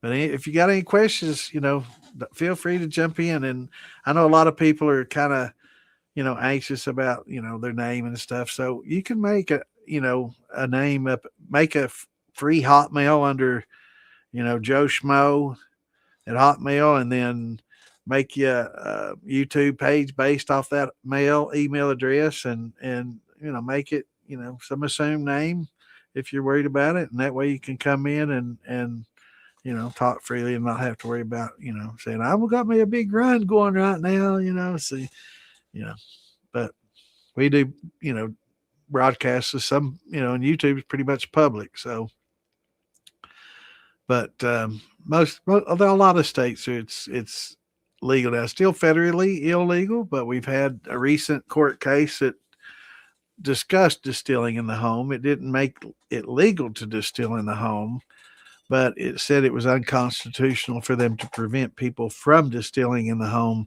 if they were licensed and able to do so.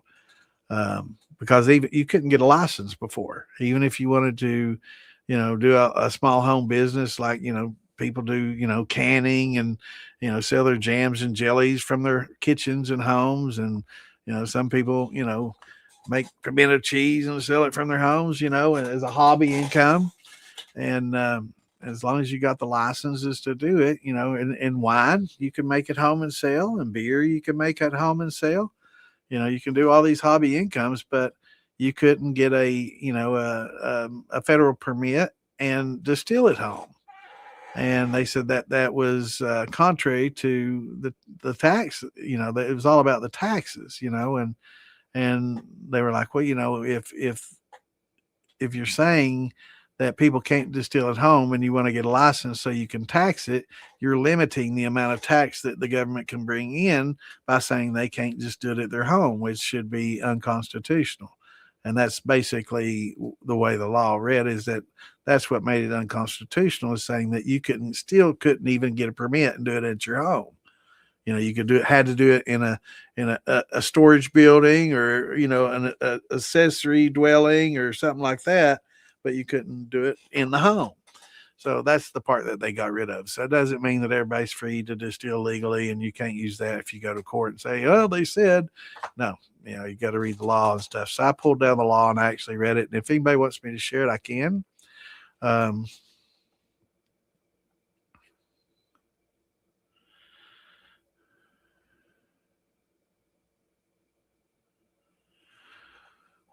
well, Benjamin.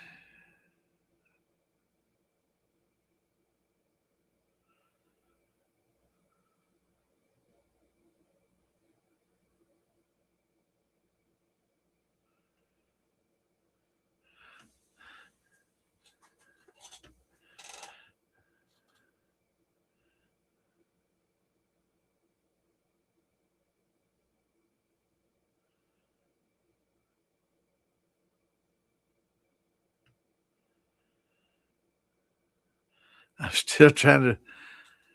Well, I don't know, hermaphrodites or something. Maybe I don't know. But yeah,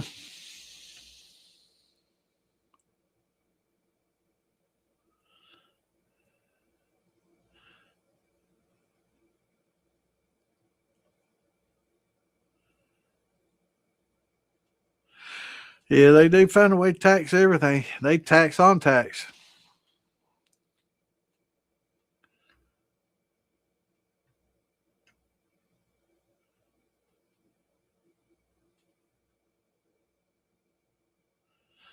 I don't know. I guess mentioning talking about the taxation, but yeah, it's so they declared that it was unconstitutional to uh, to have that, because it was limiting the amount of tax that they could bring in. And if it was all about the tax, why would they make it illegal to increase taxes? So they just decided that it was an unconstitutional thing, and that if you want to, you can get an ATB permit and distill federally legally in your home, but you have to go through the permitting process and pay, and pay, for every jar that you sell. And then of course there's still the state laws that you have to abide by. So if you're in the states that permit you to make this as a hobby, and allow you certain limits, like I guess in Missouri you have a 200-gallon limit. um, yeah. So in Missouri, you have a 200-gallon limit. I'm thinking, I'm learning Maine is legal now. West Virginia has limits, and there's other states that are coming around, in Texas, I think, and other states. So always check your state laws, and don't listen to me. Don't listen to anybody on Facebook, or anybody on Reddit, or any of that. Go to your state.gov sites and read what their laws say, or ask an attorney to look it up for you, and they'll probably already know. But you can go to the .gov and go to the legislative sites of any state, and it'll tell you the laws on home distilling and how to do it legally and what it's legal. In Missouri, for example, if you're single living at home and 21 or over and you can make it, then you can do 100 gallons. If you have another person in that home that's 21 or over and can do it, then you can have 200, and that's your max. So you have 200 gallons of liquor that you can make a year. I don't know how they know how much you make a year, so I'm assuming that you better not have more than 200 gallons in your possession, is my thoughts. So you can, say, well, that we just made all that, we haven't had any. So, but yeah, that would be my thoughts are, yeah, yeah, they used to be, they weren't supposed to be long term. They weren't, they were supposed to be, just an effort for the war. But the first tax started in Washington. George Washington started the first tax. He was a distiller. And strangely enough, the first tax was a tax on whiskey, you know, which I think soon brought the whiskey rebellion on. But yeah, that was actually the first tax that they ever, because the government needed money. It was right when they just formed the government, they needed income. But yeah, the income tax happened for the wartime. And yep. Yeah, and then they just got used to that money and found the ways that they could swindle it from us and misappropriate it and pay off fraudsters and get kickbacks for your elections and everything else. Yeah, it's there's more waste in the system right now. It's a lot of people talking about Medicare, and having it's struggling on the system. And Medicare, the problem is the Medicare fraud. That's the problem. And we got so many people that shouldn't be on it that are illegals and other people that shouldn't even be here on it. And then we got so many people abusing it, um, and that's the problem. You got all these supposed daycare centers and all these hospices and things that are supposed to be helping, the elderly and all these different places that are supposed to be helping child care and elder care. And they're just frauds. And the government's not really paid attention to the people that they're giving money to. They just assumed that they were legit, which is kind of blows me away.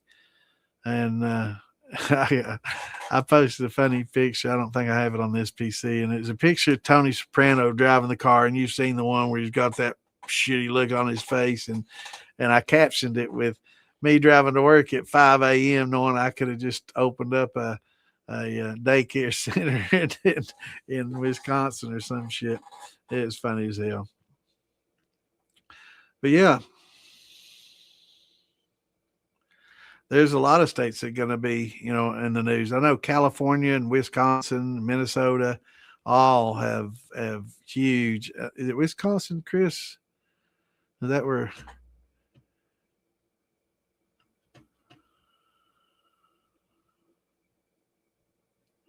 Yeah, exactly. Yeah, we got to get the debt down, and you know, I think tariffs. A lot of people dogging Trump for the tariffs, and we usually don't talk politics, but tariffs used to be one of the ways we derived most of our that kept us from charging tax, right? Well, that kept the taxes down and kept them from charging tax for so long. Minnesota, yeah, and is that where the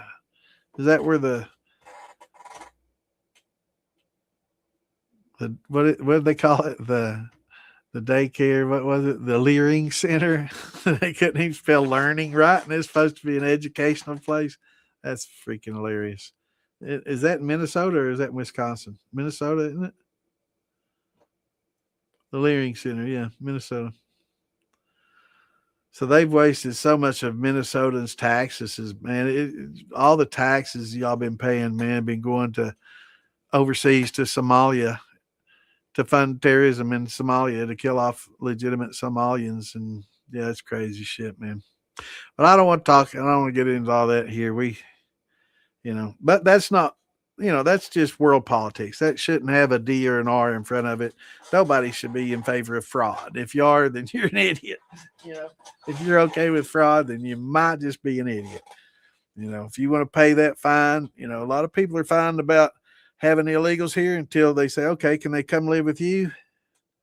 Oh, well, no. Okay, well, then shut the F up. If you're not going to bring them into your house, then don't bring them into your country. But yeah, that shouldn't have a D or an R. That shouldn't be a Republican or a Democrat issue. That all Americans should agree on that, and I think most do, uh, except for some. I don't know, and I think some have been brainwashed to think it's okay. And I'm not talking about immigrants. I love immigrants. If you want to come here legally and be a proud American, I'll fight for your right to do so. But come legally and learn to be an American, be proud of your country, and don't just come here to take advantage of the system. That's right. All right, it's 11 o'clock and I'm getting fired up. I'm going to start saying shit people get mad at. So I better get off here before I do. It's a good thing I ain't been drinking a lot or any. I didn't drink any tonight. But it's, yeah, I think once they clear up a lot of fraud, we'll discover that we can continue Medicare and we will have, a Social Security for us because once they realize that, you know, a lot of it's going to people that never paid in, that just walked into the country, you know, it just really pisses me off to see vets on the street and illegals living in fine hotels being fed 3 meals a day and complain about them. That nothing bothers me more than that. And that if it shouldn't matter if you're a Democrat or Republican, that should bother you. Yep. Yes, I think after we get a lot of this fraud and abuse, um, we'll find out that, you know, we get by with less taxation. You know, I know our tax returns got a little better this year because of it, and I think as soon as they get rid of a lot of this fraud, it'll be even better. And the only person I know of that would be pissed off about it is somebody that's brainwashed or somebody that's benefiting from it. And the people that are benefiting from it are trying to brainwash you into thinking that it should be continued. I can't imagine trying to be on a platform of saying, you know, more fraud, more taxes. I can't see it. But anyway, everybody have a great week and have a great weekend. I'm going to try to do a live broadcast down there. We may do it Friday night, Saturday night. I don't know. Fieldbilly's going down Friday night, so it might be a Friday night thing we all do together. So get on the militia page and yeah, I can't. I'm not going to do any shots tonight. I have to say nip. I'll do a shot of this. I'm going to be drinking plenty this weekend, so I can't drink all week to help make up for it. That's going to be what I'm going to do.